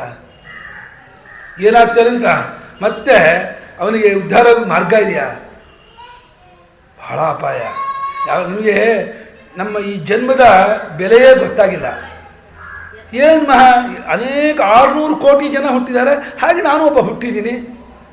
ಎಲ್ಲರೂ ಊಟ ಮಾಡಿ ತಿಂಡಿ ತಿನ್ಕೊಂಡು ಇನ್ನು ಮಾಡ್ಕೊಂಡು ಕುಡ್ಕೊಂಡು ಮಜಾ ಮಾಡ್ಕೊಂಡು ಹಾಗೆ ನಾನು ಇದ್ದು ಹೋಗ್ತೀನಿ. ಏನು ಅಂತ ಅಂದ್ಕೊಂಡ್ಬಿಡ್ತೀವಿ. ಆದರೆ ನಿಜವಾಗಿ ಜನ್ಮ ಸಾರ್ಥಕ್ಯತೆ ಎಲ್ಲಿದೆ ಅನ್ನೋದನ್ನು ನಾವು ಯಾವಾಗ ಅರ್ಥ ಮಾಡ್ಕೋತೀವೋ ಆವಾಗ ಗೊತ್ತಾಗುತ್ತೆ ಮನುಷ್ಯ ಜನ್ಮದ ವಿಶೇಷತೆ ಏನು ಅಂತ. ಮನುಷ್ಯ ಜನ್ಮ ಒಂದು ಬಿಟ್ಟುಬಿಟ್ರೆ ಇನ್ನು ಯಾವ ಅಧೋ ಜನ್ಮದಲ್ಲೂ ವಿವೇಕ ಅನ್ನೋದಿಲ್ಲ, ಇನ್ನು ಯಾವ ಜನ್ಮದಲ್ಲೂ ಶಾಸ್ತ್ರೀಯವಾದ ಮಾರ್ಗ ಅನ್ನೋದಿಲ್ಲ, ಪುರುಷಾರ್ಥಕ್ಕೆ ಮಾರ್ಗ ಅನ್ನೋದು ಯಾವ ಜನ್ಮದಲ್ಲೂ ಇಲ್ಲ. ಈ ಮನುಷ್ಯ ಜನ್ಮದ ಒಂದಲ್ಲೇ ಯಥಾ ಆದರ್ಶೇ ತಥಾ ಇಹ ಆತ್ಮನಿ, ಯಥಾ ಸ್ವಪ್ನೆ ತಥಾ ಪಿತೃಲೋಕೆ, ಯಥಾಪ್ಸು ಪರೀವ ದೃಶ್ಯತೆ ತಥಾ ಗಂಧರ್ವಲೋಕೆ ಛಾಯಾತಪಯೋರಿವ ಬ್ರಹ್ಮಲೋಕೆ ಅಂತ ಕಠೋಪನಿಷತ್ತಿನಲ್ಲಿ ಕನ್ನಡಿಯಲ್ಲಿ ಮುಖ ಕಾಣುವ ಹಾಗೇನೇ ಮನುಷ್ಯ ಜನ್ಮದಲ್ಲಿ ಪರಮಾತ್ಮ ವಿಚಾರ ಗೊತ್ತಾಗುತ್ತಂತೆ. ಆತ್ಮಾನಾತ್ಮ ವಿವೇಕ ಅಷ್ಟು ಸ್ಪಷ್ಟ ಗೊತ್ತಾಗುತ್ತಂತೆ. ಈವನ್ ಪಿತೃಲೋಕದಲ್ಲೂ ಇಷ್ಟು ಸ್ಪಷ್ಟ ಗೊತ್ತಾಗಲ್ವಂತೆ. ಕನಸಿನಲ್ಲಿ ಏನೋ ಕಂಡ ಹಾಗೇನೆ ಆತ್ಮಾನಾತ್ಮ ವಿವೇಕ ಆಗುತ್ತಂತೆ ಪಿತೃಲೋಕದಲ್ಲಿ. ಯಾಕೆಂದರೆ ಅಲ್ಲಿ ಭೋಗಾಸಕ್ತನಾಗಿರ್ತಾನೆ. ಎಷ್ಟೆಷ್ಟು ಮನುಷ್ಯ ಭೋಗಾಸಕ್ತನಾಗ್ತಾನೋ ಅಷ್ಟಷ್ಟು ಆತ್ಮಾನಾತ್ಮ ವಿವೇಕ ಕಮ್ಮಿ ಆಗುತ್ತೆ, ದೂರ ಆಗುತ್ತೆ. ಇನ್ನು ಗಂಧರ್ವಾದಿ ಲೋಕದಲ್ಲಿ ಸುಪರೀವ ದೃಶ್ಯತೆ, ಅಲುಗಾಡ್ತಾ ಇರುವಂಥ ನೀರಿನಲ್ಲಿ ಅಸ್ಪಷ್ಟ ಅವಯವ, ದೇಹಾವಯವಗಳು ಅಸ್ಪಷ್ಟವಾಗಿ ತೋರುತ್ತಲ್ಲ, ಆ ರೀತಿ ಗಂಧರ್ವಾದಿ ಲೋಕದಲ್ಲಿ ಆತ್ಮಾನಾತ್ಮ ವಿವೇಕ ಅಸ್ಪಷ್ಟವಾಗುತ್ತದೆ. ಬ್ರಹ್ಮಲೋಕದಲ್ಲೇನೋ ಸ್ಪಷ್ಟ ಗೊತ್ತಾಗುತ್ತೆ. ಸಚ ದುಷ್ಪ್ರಾಪ, ಬ್ರಹ್ಮಲೋಕ ಪಡೆಯೋದೇ ಕಷ್ಟ. ಅತ್ಯಂತ ವಿಶಿಷ್ಟ ಕರ್ಮೋಪಾಸನೆಯ ಲಭ್ಯ. ಅತ್ಯಂತ ಅಶ್ವಮೇಧಾದಿ ಯಜ್ಞ ಮಾಡಬೇಕು, ಓಂಕಾರೋಪಾಸನೆ, ದಹರೋಪಾಸನೆ, ವಿಶ್ವಾನರೋಪಾಸನೆ, ಪ್ರಾಣೋಪಾಸನೆ, ಶಾಂಡಿಲ್ಯ ವಿದ್ಯೆ, ಉಪಕೋ ಇತ್ಯಾದಿ ಮಹಾ ಉಪಾಸನೆ ಮಾಡಿದವರಿಗೆ ಬ್ರಹ್ಮಲೋಕ ಸಿಗುತ್ತೆ. ಅದು ಮಹಾ ಕಷ್ಟಕರವಾದ್ದು. ಆದರೆ ಇದು ಇಥ ಆದರ್ಶೇ ತಥಾ ಅಂದರೆ ಕನ್ನಡಿಯಲ್ಲಿ ಕಾಣುವಷ್ಟು ಸ್ಪಷ್ಟ ಅಂತ ಉಪನಿಷತ್ತು ಹೇಳ್ತಿರ್ಬೇಕಾದ್ರೆ ಈ ಒಂದು ಗೋಲ್ಡನ್ ಆಪರ್ಚುನಿಟಿ, ಸುವರ್ಣಾವಕಾಶ, ಇದನ್ನು ನಾವು ಕಳ್ಕೊಳ್ಳೋದೆ, ಇದನ್ನು ಕಳ್ಕೊಬಿಟ್ರಿ ಅಂತ ಮತ್ತೆ ನಮ್ಗೆ ಸಿಗತ್ತೆ. ಇದು ಯಾವ ಕಾರಣಕ್ಕೂ ಉದಾಸೀನ ಮಾಡಬೇಕು. ಸಿಕ್ಕಿದೆ, ಇದನ್ನು 100ಕ್ಕೆ 100 ನಾನು ಇದನ್ನು ಸಾಧಿಸಿ ನಾನು ತುದಿ ಮುಟ್ತೀನಿ, ನಾನು ಫಲ ಪಡ್ಕೊಳ್ತೀನಿ ಅಂತ ಅಂದ್ಕೊಂಡು ಆದಷ್ಟು ಆ ಸನ್ಮಾರ್ಗದಲ್ಲಿಯೇ ಹೋಗೋದು ಪ್ರಯತ್ನ ಮಾಡಬೇಕು. ದುರ್ಮಾರ್ಗಗಳನ್ನು, ದುಷ್ಟ ಜನರನ್ನು, ದುಷ್ಟ ಪದಾರ್ಥವನ್ನು, ದುಷ್ಟ ವಿಚಾರವನ್ನು ಮೂರೇ ಬಿಡಬೇಕಾಗಿರೋದು. ದುಷ್ಟ ಜನರನ್ನು ಬಿಡಬೇಕು, ದುಷ್ಟ ಪದಾರ್ಥವನ್ನು ಬಿಡಬೇಕು, ದುಷ್ಟ ವಿಚಾರವನ್ನು ಬಿಡಬೇಕು. ದುಷ್ಟ ಜನರಿಂದ ದುಷ್ಟ ಪದಾರ್ಥ ದುಷ್ಟ ವಿಷಯ ಎರಡೂ ಬರುತ್ತೆ. ಅದಕ್ಕೆ ದುಷ್ಟ ಜನರನ್ನು ಬಿಡಿ ಅಂತ ಹೇಳ್ತಾರೆ. ದುಷ್ಟ ಪದಾರ್ಥ ಪರಿಚಯವಾಗೋದು ದುಷ್ಟ ಜನರಿಂದಲೇ, ದುಷ್ಟ ವಿಷಯದ ಪರಿಚಯವಾಗೋದು ದುಷ್ಟ ಜನರಿಂದಲೇ. ದುಷ್ಟ ಜನರಿದಲ್ಲ, ವಿಷಯಾಸಕ್ತರಾದ ಪ್ರಾಕೃತರಾದ ಜನರು ಯಾರಿದಾರೋ ಅವರನ್ನು ದುಷ್ಟರು ಅಂತ. ಇಲ್ಲಿ ದುಷ್ಟರು ಅನ್ನೋ ಶಬ್ದಕ್ಕರ್ಥ ಹೊಡೆಯೋರು ಬಡಿಯೋರು ಅಂತ ಅರ್ಥ ಅಲ್ಲ. ಅವರು ನಮ್ಮನ್ನು ಹೊಡಿಬೇಕಾಗಿಲ್ಲ, ಅವರು ನಮ್ಮನ್ನು ಬೈಬೇಕಾಗಿಲ್ಲ. ಯಾರು ನಮ್ಮ ಮನಸ್ಸನ್ನು ವಿಷಯದ ಕಡೆಗೆ ಎಳ್ಕೊಂಡು ಹೋಗ್ತಾರೋ, ಭೋಗದ ಕಡೆಗೆ ಎಳ್ಕೊಂಡು ಹೋಗ್ತಾರೋ ಅವರೆಲ್ಲ ಪ್ರಾಕೃತ ಜನರು, ಅವ್ರನ್ನೆಲ್ಲ ದುಷ್ಟ ಜನರು, ಅಸಾಧು ಜನರು ಹೇಳ್ತಾರೆ. ಯಾವುದು? ಅಯ್ಯೋ, ಅದು ಕ್ರೌರ್ಯ ಆಯಿತು. ಹೊಡೆಯೋದು ಬಿಡಿಯೋದು ಮಾಡೋದಂತೂ ರಾಕ್ಷಸ ಪ್ರವೃತ್ತಿ ಆಯಿತು. ಅಲ್ಲಿ ಆಸುರ ಪ್ರವೃತ್ತಿ, ರಾಕ್ಷಸ ಪ್ರವೃತ್ತಿ, ಎರಡು ತರಹ ಪ್ರವೃತ್ತಿ. ಅಸುಷು ರಮಂತೆ ಇದೆ ಅಸುರಾಹ. ಯಾರು ಭೋಗಾಸಕ್ತರಾಗಿರೋ ಜನರು ಅವರು ಅಸುರು, ಯಾರು ಹಿಂಸಾ ಪ್ರಧಾನರಾದ ಜನರು ಅವರು ರಾಕ್ಷಸರು. ರಾಕ್ಷಸರಿಗೂ ಅಸುರಿಗೂ ವ್ಯತ್ಯಾಸ ಇದೆ. ಭೋಗ ಪ್ರಧಾನವಾದ ಹಸು ಅಂದರೆ ಪ್ರಾಣ, ಇಂದ್ರಿಯಗಳು ಅಂತ. ಇಂದ್ರಿಯಗಳ ತೃಪ್ತಿಗಾಗಿಯೇ ಯಾರು ನಮಗೆ ಉಪದೇಶ ಮಾಡ್ತಾರೋ, ಒಳ್ಳೊಳ್ಳೆ ಸಿನಿಮಾ ಬಂದಿದೆ, ಒಳ್ಳೊಳ್ಳೆ ಇದಿದೆ, CD ಸಿಗುತ್ತೆ, ಒಳ್ಳೊಳ್ಳೆ ಇದೆ, ತಿಳ್ಕೊಂಡು ನೋಡ್ಕೋ, ಎಷ್ಟು ಚೆನ್ನಾಗಿದೆ ನೋಡು ಅಂತ ಹೇಳಿಬಿಟ್ಟು ಅವ್ರು ಹೇಳಿಬಿಟ್ಟಾಗ ಇವರಿಗೆ ಬಹಳ ತಡ್ಕೊಳಕ್ಕೆ ಆಗಲ್ಲ, ಅಷ್ಟು ಟೆಂಪ್ಟ್ ಆಗಿಬಿಡ್ತಾರೆ. ಅದು ಹೇಗಾದರೂ ಮಾಡಿ ಮನೆಯವರು ಬೈದರು, ಯಾರು ಏನಂದರೂ ಕೂಡ ಎಲ್ಲ ಮುಂಚೆ ಕಲ್ತದಿಂದ ಮಾಡೋಕ್ಕೆ ಶುರು ಮಾಡ್ತಾರೆ. ಎಷ್ಟರ ಮಟ್ಟಿಗೆ ಆಗುತ್ತೆ ಅಂದರೆ ಆ ದುಷ್ಟರ ಒಂದು ಕೂಟ ಇದೆಯಲ್ಲ, ಅವರು ಸೇರಿಕೊಂಡು ಅವರೇ ಒಂದು ರೂಮ್ ಬಾಡಿಗೆ ಮಾಡೋದು, ಯಾವುದೋ ಒಂದು ಬಿಡ್ತಿ ಮನೆಯನ್ನು ನೋಡಿಕೊಂಡು ಆ ಮನೇಲಿ ಬಿಟ್ಟು ನೋಡೋಕ್ಕೆ ಶುರು ಮಾಡ್ತಾರೆ.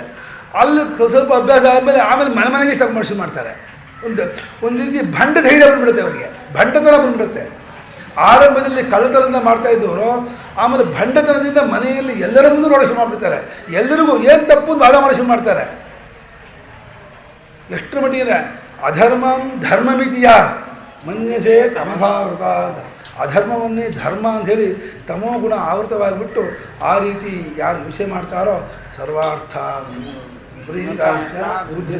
ಅರ್ಥ ತಾಮಸಿ ಅಂತ ಗೀತೆಯಲ್ಲಿ ಆ ತಾಮಸ ಬುದ್ಧಿ, ತಮೋಗುಣ ಬುದ್ಧಿ ಅದನ್ನು ಹಾಳು ಮಾಡಿಬಿಡುತ್ತೆ.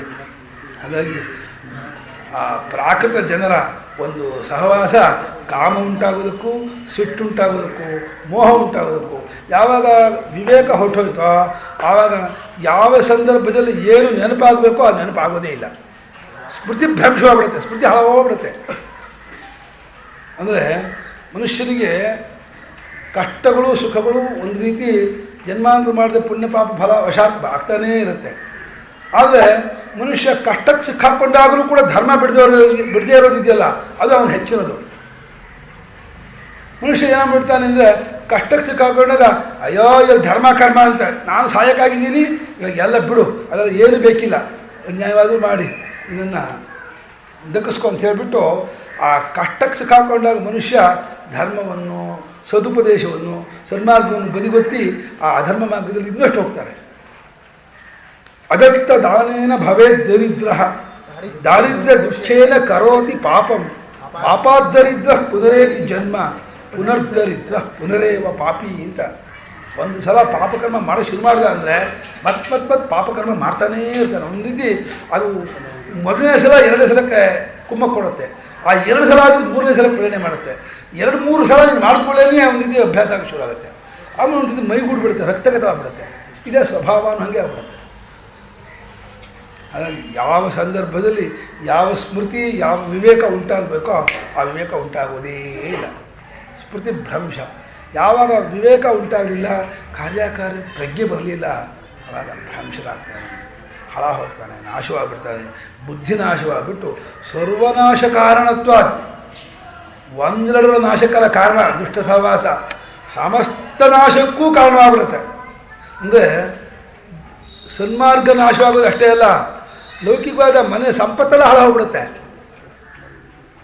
ಕೆಟ್ಟ ನಡವಳಿಕೆಯನ್ನು, ಕೆಟ್ಟ ಚಾರಿತ್ರೆಯನ್ನು ಅಭ್ಯಾಸ ಮಾಡ್ಕೊಂಡ್ಬಿಟ್ಟ ಅಂದರೆ ಕುಡಿಯೋದಕ್ಕೋ, ಸ್ತ್ರೀ ವ್ಯಸನಕ್ಕೋ, ಜೂಜಿಗೋ ಬಿದ್ದ ಅಂತಂದರೆ ತಂದೆ ಗಳಿಸಿದ ಅಷ್ಟು ಸಂಪತ್ತು ಹಾಳಾಗುತ್ತೆ. ಹೆಂಡತಿ ಮಕ್ಕಳು ಓಲೆ ಸರಾನೆಲ್ಲ ಮಾರಿಬಿಡ್ತಾನೆ, ಎಲ್ಲ ಮನೆ ಅಷ್ಟು ಮನೆ ಮಾಡ್ತಾನೆ, ಸೈಟ್ ಮಾಡ್ತಾನೆ, ಮನೆ ಆಭರಣ ಆಯ್ತಾ ಬೆಳ್ಳಿಗಳನ್ನ ಮಾಡ್ತಾನೆ, ಎಲ್ಲರೂ ನಿರ್ಗತಿಕರನ್ನಾಗಿ ಮಾಡಿಬಿಡ್ತಾನೆ ಆ ಅವಿವೇಕಿ. ಒಬ್ಬ ಮಹಾತ್ಮ ಒಂದು ಮನೆಯನ್ನಲ್ಲ, ಒಂದು ಜನಾಂಗ ಅಲ್ಲ, ಒಂದು ಊರನ್ನಲ್ಲ, ದೇಶೋದ್ಧಾರಕ್ಕೆ ಕಾರಣವಾಗುವುದಾದರೆ ಒಬ್ಬ ದುಷ್ಟ ಸಮಸ್ತರ ನಾಶಕ್ಕೂ ಕಾರಣವಾಗ್ತಾನೆ, ಎಲ್ಲರ ಹಾಳಿಗೂ ಕಾರಣವಾಗ್ತಾನೆ. ಅಷ್ಟು ವೈಪರೀತ್ಯ ಇದೆ. ಪ್ರಕಾಶಕ್ಕೂ ಕತ್ತಲಕ್ಕೂ ಎಷ್ಟು ವ್ಯತ್ಯಾಸವೋ ಆ ಮಹಾತ್ಮರಿಗೂ ದುಷ್ಟರಿಗೂ ಅಷ್ಟು ವ್ಯತ್ಯಾಸ. ಹಾಗಾಗಿ ದುಷ್ಟತನ ಅಂದರೆ ವಿಷಯಾಸಕ್ತಿ, ಭೋಗಾಸಕ್ತಿ, ಪ್ರಾಕೃತತ್ವ. ಪ್ರಾಕೃತ ಜನರು ಅಂತದೇನು? ಕೇವಲ ಇಂದ್ರಿಯಾರಾಮ, ಅಘಾಯು ಇಂದ್ರಿಯಾರಾಮ ಹೇ ಪಾರ್ಥ ಮೋಘಂ ಸಹ ಜೀವತಿಯಿಂದ ಭಗವಂತ. ಅವನು ಬದುಕಿರೋದೇ ದಂಡ ಭೂಭಾರ ಕಣ. ಅವನು ಯಾಕೆ ಬದುಕಬೇಕು? ಅವನು ಇಂಥ ಜನ್ಮ ತಗೊಂಡು ಇಂದ್ರಿಯಾರಾಮನ ಆದ, ಭೋಗಾಸಕ್ತನಾದ ಅಂದರೆ ಅವನು ಯಾತಕ್ಕೆ ಇರಬೇಕು? ಅವನು ಆತ್ಮಹತ್ಯೆ ಮಕ್ಕಳು ಸಾಯೋದು ಆಸೆ. ಅವನು ಯಾತಕ್ಕೆ ಬದುಕಬೇಕು? ಅವನು ಎಷ್ಟು ಸಂಕಟಪಟ್ಟು ಹೇಳಿದ್ದಾನೆ ಭಗವಂತ ಅಂದರೆ ವ್ಯರ್ಥಂ ಸಹ ಜೀವತಿ, ಅವನ ಬದುಕೇ ವ್ಯರ್ಥ ಅಂತ ಹೇಳ್ತಾನೆ. ಮೋಘಂ ಪಾರ್ಥ ಸಹ ಮೋಘಂ ಜೀವತಿ, ವ್ಯರ್ಥ ತತ್ಸ ಜೀವನ ವ್ಯರ್ಥ ಇತ್ಯರ್ಥ. ಅಷ್ಟರ ಮಟ್ಟಿಗೆ ಆ ದುರ್ಮಾರ್ಗವನ್ನು, ಕೆಟ್ಟ ಚಿಂತನೆಯನ್ನು, ಪ್ರಾಕೃತತ್ವವನ್ನು ಶಾಸ್ತ್ರಕಾರರು ಬಹಳ ಆಗ್ರಹಪೂರ್ವಕವಾಗಿ ಖಂಡನೆ ಮಾಡ್ತಾರೆ. ಅದಕ್ಕೋಸ್ಕರ ಎಲ್ಲ ಧರ್ಮಶಾಸ್ತ್ರಗಳು, ಎಲ್ಲ ಪುರಾಣಗಳಲ್ಲೂ, ಎಲ್ಲ ಉಪನಿಷತ್ತಿನಲ್ಲೂ, ಎಲ್ಲ ಸಂತರು ಕೂಡ ದುರ್ಮಾರ್ಗಕ್ಕೆ ಯಾವ ಕಾರಣಕ್ಕೂ ಅವಕಾಶ ಕೊಡೋದಿಲ್ಲ. ಸಮಸ್ತ ರೀತಿಯಾದ ನಾಶಕ್ಕೂ ಅನರ್ಥಕ್ಕೂ ಕಾರಣ ದುರ್ಮಾರ್ಗ. ಹಾಗಾಗಿ ಸರ್ವನಾಶ ಕಾರಣತ್ವ, ಸಮಸ್ತ ನಾಶಕ್ಕೂ ಅದು ಕಾರಣವಾಗುತ್ತೆ. ಅವನು ಐಹಿಕ ಜೀವನದಲ್ಲೂ ಲೌಕಿಕ ಬದುಕಲ್ಲೂ ಕೂಡ ಅವನು ಸರಿಯಾಗಿ ಬದುಕೋದಿಲ್ಲ. ಅವನು ಎಷ್ಟು ಮಟ್ಟಿಗೆ ಆಗ್ಬಿದ್ದಾನೆ ಅಂತಂದರೆ ಒಂದು ರೀತಿ ಅವನ ವಿಷಯಕ್ಕೆ ಹೆಂಡತಿ ಮಕ್ಕಳು ತಿರಸ್ಕಾರ ಆಗ್ಬಿದ್ದಾರೆ. ಯಾಕಂದರೆ ಅವನನ್ನು ನೆಚ್ಕೊಂಡು ಬಂದಂಥ ಹೆಂಡತಿಗೆ, ಮಕ್ಕಳಿಗೆ ನಿರ್ಗತಿಕರನ್ನಾಗಿ ಮಾಡಿಬಿಟ್ನಲ್ಲ. ಎಷ್ಟು ಬೇಜಾರಾಗ್ಬಿಡ್ತದೆ ಅಂತಂದರೆ ನಮ್ಮೂರಲ್ಲಿ ಒಬ್ಬರು ಇದ್ದಾರೆ, ಅವರು ಹೆಸರು ಹೇಳೋ ಹಾಗಿಲ್ಲ. ಅವರಿಗೆ ಎಷ್ಟು ಮಟ್ಟಿಗೆ ಅನುಕೂಲ ಆಯಿತು ಅಂತಂದರೆ ಸುಮಾರಾಗಿ ಒಂದು 15-20 ಎಕರೆ ಗದ್ದೆ ಇತ್ತು, 6-8 ಎಕರೆ ತೋಟ ಇತ್ತು, ಒಬ್ಬನೇ ಮಗ, ಬೇಕಾಷ್ಟು ಐಶ್ವರ್ಯ. ಅವ್ರಿಗೇನು ಅವನು ಒಂದು ರೀತಿ ಲೌಕಿಕರಾಗೋದೇನು ಆಶ್ಚರ್ಯ, ಲೌಕಿಕರಾಗಿದ್ದ ಇರಲಿ, ಆದರೆ ಏನೋ ಒಂದು ರೀತಿ ನಮ್ಮ ತಂದೆ ಬಗ್ಗೆ ಸ್ಪರ್ಧಾತ್ಮಕ ಮನೋಭಾವ ಬಂದ್ಬಿಡ್ತಪ್ಪ ಅವನಿಗೆ. ಪಾಪ ಆಕೆ ಹೆಂಡತಿ ನಮ್ಮ ತಂದೆಗೆ ದೂರದ ನೆಂಟ್ರೆ ಅವರು. ಆ ಹೆಂಡತಿ ಪಾಪ ಹೆಂಡತಿ ಎಷ್ಟು ಹೇಳ್ತಾ ಇದ್ದು ಗೊತ್ತಾ? ಯಾವ ಕಾರಣಕ್ಕೂ ಅವ್ರನ್ನ ಬೈಬೇಡಿ, ಅನ್ಬೇಡಿ, ಅವ್ರು ವೇದಾಧ್ಯಯನ ಮಾಡಿದ್ದಾರೆ, ಮಕ್ಕಳನ್ನೆಲ್ಲ ವೇದಾಧ್ಯಯನ ಮಾಡಿಸ್ತಾ ಇದ್ದಾರೆ, ಮನೇಲಿ ಉಪಾಸನ ವೈಷ್ಣವ ದೇವ್ರ ಪೂಜೆ ಮಾಡ್ತಾರೆ, ಯಾಕೆ ಅವ್ರಿಗೆ ಬೈತೀರ ಅಂತೀರ? ಅವ್ರಿಗೇನೋ ಆ ನಮ್ಮ ತಂದೆಯವ್ರನ್ನ ಬೈದು ಒಂದೇ ಹೋದೆ, ಅವ್ರಿಗೆ ಅವತ್ತಿನ ಊಟವೇ ಆಗ್ತಿರಲಿಲ್ಲ. ತುಂಬ ಬೈತಿದ್ರು ನಮ್ಮ ತಂದೆಯವ್ರು, ಭಾಳ ಅಂತ ಇದ್ರು. ನಮ್ಮ ತಂದೆಯವ್ರಿಗೆ ಎಷ್ಟೋ ಸಲ ಪರೋಕ್ಷ ಗೊತ್ತಾಗ ಎಷ್ಟೋ ಬೇಜಾರಾಗಿದ್ದಾರೆ. ಈಗ ಅಂತ ಅವ್ರು ಎಷ್ಟರ ಮಟ್ಟಿಗೆ ಅವ್ನು ಹಣ ಹೋಗ್ಬಿಟ್ಟ ಅಂತಂದರೆ ಸಮಸ್ತವನ್ನು ಕಳ್ಕೊಂಡ್ಬಿಟ್ಟ. ಅಷ್ಟು ಗದ್ದೆ ಹೋಯಿತು, ತೋಟ ಹೋಯಿತು, ಮನೆ. ಅವ್ರ ಹೆಂಡತಿ ಅಂತೂ ನೀವು ಅವ್ರು ಇಸ್ಪೀಟಿಗೆ ಬಿದ್ದುಬಿಟ್ರು. ಅವ್ರಿಗೆ ಒಂದು ರೀತಿ ಆ ಪರೆಯಲ ಆಟ ಅಂತ ಏನೋ ಅಂತಾರಲ್ಪ, ನನಗೆ ನಿಜವಾಗ್ಲೂ ಆ ಇಸ್ಪೀಟಿನ ಯಾವ ಪರಿಚಯವೂ ಇಲ್ಲ ನನಗೆ. ಆ ಎಲೆ ಏನು ಆ ಪರೆಯಲ ಒಂದು ಆಟ ಇದೆ ಅಂತೆ, ಆ 2 ಎಲೆ ಆಟ ಅಂತ ಏನೋ ಅಂತಾರಪ್ಪ. ಅದು ಆ ಆಟ ಆಡೋಕ್ಕೆ ಹೋಗ್ಬಿಟ್ಟು ಕಳ್ಕೊಂಡ್ರಂತೆ. ಎಷ್ಟರ ಮಟ್ಟಿಗೆ ಆಗ್ಬಿಟ್ರು ಅಂತಂದರೆ ನೆಲಗಟ್ಟು ಸಮೇತ ಮನೆ ಮಾಡ್ಕೊಂಡು ಹೋಗ್ಬಿಟ್ರು. ಅವ್ನ ಮಗ ಸತ್ಯನಾರಾಯಣ ಅಂತ, ಅವನಂತಾನೆ, ಅಯ್ಯೋ ಎಷ್ಟು ಮಾಡಿಬಿಟ್ಟ ಅಪ್ಪ, ಇನ್ನೂ ಇದ್ದಾರೆ ಅವರು, ಎಷ್ಟು ಅನ್ಯಾಯ ಮಾಡಿಬಿಟ್ಟ ನಮಗೆ. ಸರ್ವಸ್ವನು ಕೊನೆಗೆ ಒಂದು ಮನೆಯಾರು ಉಳಿಸ್ಕೊಂಡಿದ್ದೆ, ನಮ್ಮೂರು ಮತ್ತೂರು ನಾನು ಅಂದ್ಕೊಂಡಿರ್ತಿದ್ದೆ, ಮನೆಯೂ ಹೋಯಿತು, ಜಮೀನು ಹೋಗಿದ್ದಕ್ಕೂ ನಂಗೆ ಸಂಕಟ ಇಲ್ಲ, ಏನು ಮಾಡೋಕ್ಕಾಗುತ್ತೆ, ಇದಕ್ಕೆ ಬಿದ್ದ ಅಂತ. ಒಂದು ಮನೆಯೂ ಇಲ್ಲ, ನೆಲೆಯೇ ಇಲ್ಲ, ಬೀದಿಲಿರ್ಬೇಕಾಯ್ತಲ್ಲ ಅಂತ. ಪಾಪ ಅವನಿಗೆ ಇನ್ನೂ ವಿದ್ಯಾಭ್ಯಾಸವೇ ಪೂರ್ತಿ ಆಗಿಲ್ಲ, ಬಹಳ ಕಷ್ಟ ಇದ್ದು. ಆಮೇಲೆ ವಿದ್ಯಾಭ್ಯಾಸ ಪೂರ್ತಿ ಏನೋ ಕೆಲಸ ಸೇರಿಕೊಂಡು ಇವತ್ತಿನ ತಂದೆ ತಾಯಿಗೆ ಏನೋ ನನ್ನ ಹಾಕ್ಕೊಂಡಿದ್ದಾನೆ. ಅವು ಇವತ್ತಿಗೂ ಒಬ್ಬ ಅಳ್ತಾನೆ ಅವನು. ಅಂದರೆ ಮನುಷ್ಯನಿಗೆ ತಾನು ದುಷ್ಟತನದಿಂದ ಕೂಡಿದ್ದಲ್ದೇನೆಯೇ ಸತ್ಪುರುಷನ ಬಯ್ಯೋ ಸ್ವಭಾವ ಎಲ್ಲ ಬಂದ್ಬಿಡತ್ತೆ. ತನ್ನ ದುಷ್ಟತನವೇ ಸಾಕು ತಾನು ಹಾಳಾಗೋದಕ್ಕೆ, ಮತ್ತೆ ಅವ್ರನ್ನ ಬೈಯೋದು ಅನ್ನೋದು ಮಾಡೋದು ಮಾಡಬೇಕೆ. ಎರಡರ ಕಡೆಯಿಂದ ತನ್ನ ದುಷ್ಟತನ ಅವನು -ಪಾಯಿಂಟು, ಮತ್ತು ಸತ್ಪುರುಷನ ಬೈಯೋದು ಇನ್ನೊಂದು -ಪಾಯಿಂಟು. ಇದು ಹೇಗಾಗೂ ಉದ್ಧಾರ ಆಗಬಾರ್ದಲ್ಲ, ಹಂಗಾಗ್ಬಿಡುತ್ತೆ. ಬಹಳ ಅಪಾಯ. ಅದರಲ್ಲಿ ಒಂದು ಪ್ರಶ್ನೆ ಬರುತ್ತೆ ಭಾಗವತದಲ್ಲಿ. ಅಲ್ಲ, ಹಿರಣ್ಯಕಶಿಪು ಪರಮಾತ್ಮನ ದ್ವೇಷ ಮಾಡ್ತಾ ಅವನು ಮುಕ್ತಿನ ಹೊಂದ, ಶಿಶುಪಾಲ ಪರಮಾತ್ಮನ ದ್ವೇಷ ಮಾಡ್ತಾ ಅವನು ಮುಕ್ತಿನ ಹೊಂದ, ವೇನ ಅವನೊಬ್ಬ ಮಾತ್ರ ಹಾಳ ಹೋಗ್ಬಿಟ್ಟಲ್ಲ ಯಾಕೆ ಅಂತ ಪ್ರಶ್ನೆ ಮಾಡಿದ್ದಾರೆ ಪರೀಕ್ಷಿತ್ ರಾಜಕೀಯ. ಎಷ್ಟು ಚೆನ್ನಾಗಿ ಉತ್ತರ ಕೊಟ್ಟಿದ್ದಾರೆ ಗೊತ್ತಾ? ವೇನ ಅನ್ನುವಂಥ ರಾಜ ಇದ್ದಲ್ಲ, ಅವನು ನೆಲಕಶ್ಕೊಂಡು ಹೋಗ್ಬಿಟ್ಟ, ಹಾಳ ಹೋಗ್ಬಿಟ್ಟ. ಅವನಿಗೆ ದುರ್ಗತಿ ದುರ್ಮರಣಾಗಿ ದುರ್ಗತಿ ಆಗ್ಬಿಡುತ್ತೆ. ಅವನಿಗೆ ಶಾಪಗ್ರಸ್ತನಾಗಿ ಅವನು ಪಿಶಾಚಿಯಾಗಿ ತಿರುಭಂಗ ಆಗ್ಬಿಟ್ಟ. ಅವನು ಯಾಕ್ಷಿಗಾದ ಅಂತ ಅವರು ಪರಮಾತ್ಮನ್ನೇ ದ್ವೇಷ ಮಾಡ್ತಿದ್ರು. ಹಿರಣ್ಯಕಶಿಪು, ಹಿರಣ್ಯಾಕ್ಷ, ಶಿಶುಪಾಲ, ಅನೇಕ ಜನ ದುಷ್ಟರು ಅವರೆಲ್ಲ ಉದ್ಧಾರ ಬಿಟ್ಟರು. ಆದರೆ ವೇನ ಮಾತ್ರ ಹಾಳಾದನ ಯಾಕೆ ಅಂತ ಕೇಳಿದ್ದಕ್ಕೆ, ಇಲ್ಲ ಪರಮಾತ್ಮನಿಗೆ ತನ್ನನ್ನು ದ್ವೇಷ ಮಾಡೋದ್ರ ಬಗ್ಗೆ ಬೇಜಿಲ್ಲ, ಆದರೆ ತನ್ನ ಭಕ್ತರನ್ನು ದ್ವೇಷ ಮಾಡ್ತಾರಲ್ಲ ಅವನ್ನ ಏನು ಮಾಡೋದು ಸಹಿಸ್ಕೊಳ್ಳಲ್ಲ ಪರಮಾತ್ಮ. ಇವನು ಮಾಡಿದ ವೇನ ಮಾಡಿದ್ದು ಭಗವದ್ಭಕ್ತರನ್ನು ದ್ವೇಷ ಮಾಡಿಬಿಟ್ಟ. ಭಗವಂತನ ದ್ವೇಷ ಮಾಡಿದ್ದು ಘಟನಾಗ್ಬಿಡ್ತಿದ್ದ. ಆದರೆ ಭಗವದ್ಭಕ್ತರನ್ನು ದ್ವೇಷ ಮಾಡೋದಿದೆಯಲ್ಲ ಅದು ಕ್ಷಮ್ಯ ಅಪರಾಧ. ಅದು ಅಂದರೆ ಪರಮಾತ್ಮನನ್ನು ದ್ವೇಷ ಮಾಡೋದು ತಪ್ಪಿಲ್ಲ ಅಂತಲ್ಲ, ಆದರೆ ದ್ವೇಷಭಾವದಿಂದಲಾಗಲಿ, ಭಯದಿಂದಲಾಗಲಿ, ಕ್ರೋಧದಿಂದಲಾಗಲಿ, ಸ್ನೇಹದಿಂದಲಾಗಲಿ ಪರಮಾತ್ಮನ ಸ್ಮರಣೆ ಮಾಡ್ತಿದ್ರೆ ಅದು ಕೂಡ ಒಂದು ಅನುಗ್ರಹ ಕಾರಣವಾಗುತ್ತೆ ಅಂತ ಒಂದು ಉತ್ತರ ಕೊಟ್ಟು, ಅದನ್ನು ಮಾಡಬೇಕು ಅನ್ನೋಕ್ಕಲ್ಲ, ಅದನ್ನು ಹೊಗಳೋಕ್ಕೆ ಭಗವದ್ ಚಿಂತನೆ ಹೆಚ್ಚು ಅಂತ ಹೇಳೋಕ್ಕೋಸ್ಕರವಾಗಿ ಅದಾದರೂ ಪರವಾಗಿಲ್ಲ. ಆದರೆ ಭಗವದ್ಭಕ್ತರನ್ನ ನಿಂದೆ ಮಾಡೋದಿದೆಯಲ್ಲ, ತಿರಸ್ಕಾರ ಮಾಡೋದಿದೆಯಲ್ಲ, ಅದು ಬಹಳ ಕ್ಷಮ್ಯವಾದ ಅಪರಾಧ. ಭಗವಂತನನ್ನು ತಿರಸ್ಕಾರ ಮಾಡೋದು ಮೊದಲನೇದು ತಪ್ಪು. ಆಮೇಲೆ ಭಗವಂತನನ್ನು ಪರಿಚಯ ಮಾಡಿಸಿಕೊಡುವಂತಹ ಶಾಸ್ತ್ರಗಳನ್ನು ತಿರಸ್ಕಾರ ಮಾಡೋದು. ಶಾಸ್ತ್ರ ಎಲ್ಲ ಬರೀ ಬೋಗಸು, ಬರೀ ಸುಳ್ಳು, ಅವ್ರು ಮಾಡ್ಕೊಂಡಿರೋದು ಅಂತ ಶಾಸ್ತ್ರ ಬಗ್ಗೆ ತಿರಸ್ಕಾರ. ಆಮೇಲೆ ಆ ಶಾಸ್ತ್ರವನ್ನು ಅಧ್ಯಯನ ಮಾಡುವಂತಹ ವೈದಿಕರನ್ನು ಅಥವಾ ಸತ್ಪುರುಷರನ್ನು ತಿರಸ್ಕಾರ ಮಾಡೋದು. ಆಮೇಲೆ ಆ ಶಾಸ್ತ್ರದಿಂದ ಸತ್ಪುರುಷರಿಂದ ತಿಳಿದು ಬಂದ ಸನ್ಮಾರ್ಗವನ್ನು ತಿರಸ್ಕಾರ ಮಾಡೋದು. ಒಂದಕ್ಕಿಂತ ಒಂದು ಹೆಚ್ಚಿನ ಅಪಾಯ ಇದು. ಯಾಕೆಂದರೆ ಭಗವಂತನನ್ನು ದ್ವೇಷ ಮಾಡಿದ್ರೆ ಅವನಿಗೆ ಮಾಫಿ ಇದೆ ಅಂದರೆ ಭಗವಂತ ಅಷ್ಟೇ ಅನ್ಕೊಳ್ಕೋಲ್ಲ. ಆದರೆ ಶಾಸ್ತ್ರವನ್ನು ತಿರಸ್ಕಾರ ಮಾಡೋದಿದೆಯಲ್ಲ ಬಹಳ ಅಪಾಯ.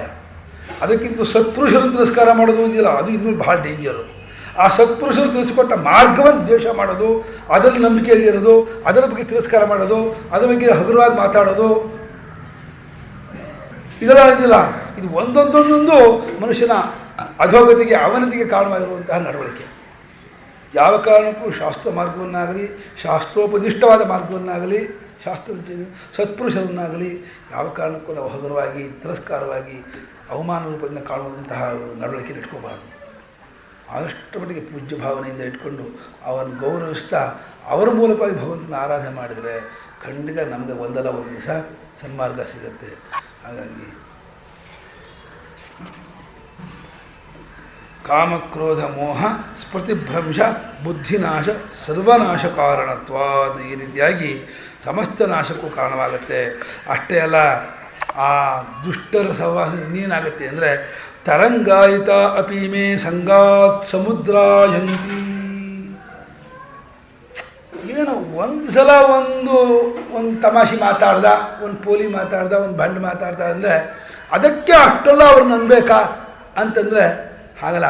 ಒಂದು ತರಂಗ ಇದೆಯಲ್ಲ, ಒಂದು ಅಲೆ, ಆ ಒಂದೊಂದು ಅಲೆಯಾಗ ಅದು ಸಮುದ್ರ ಹೋಗ್ಬಿಡುತ್ತಂತೆ. ಅದು ತರಂಗಾಯಿತ ಅಪಿ ತರಂಗ ರೂಪವಾಗಿ ಕಾಣ್ತಾ ಇದ್ದವು ಅಂದರೆ ಒಂದೊಂದು ಸಲ ಅವರು ಬಂಡ ಮಾತಾಡೋದು, ಪೋಲಿ ಮಾತಾಡೋದು, ವಿಷಯಾಸಕ್ತಿ ಮಾತಾಡೋದು, ಇನ್ನೇನೋ ಇದನ್ನು ಭೋಗಾಸಕ್ತಿಯನ್ನು ತಂದುಕೊಡುವಂತಹ ನಡವಳಿಕೆಯನ್ನು ಅವ್ರು ಬಿತ್ತಾ ಇರ್ತಾರಲ್ಲ, ಒಂದೊಂದು ಬಿತ್ತುವಾಗೂ ಒಂದೊಂದು ಅಲೆ ತರಹ ಬರ್ತಾ ಇರ್ತದೆ ನಮ್ಮ ಮನಸ್ಸಿಗೆ.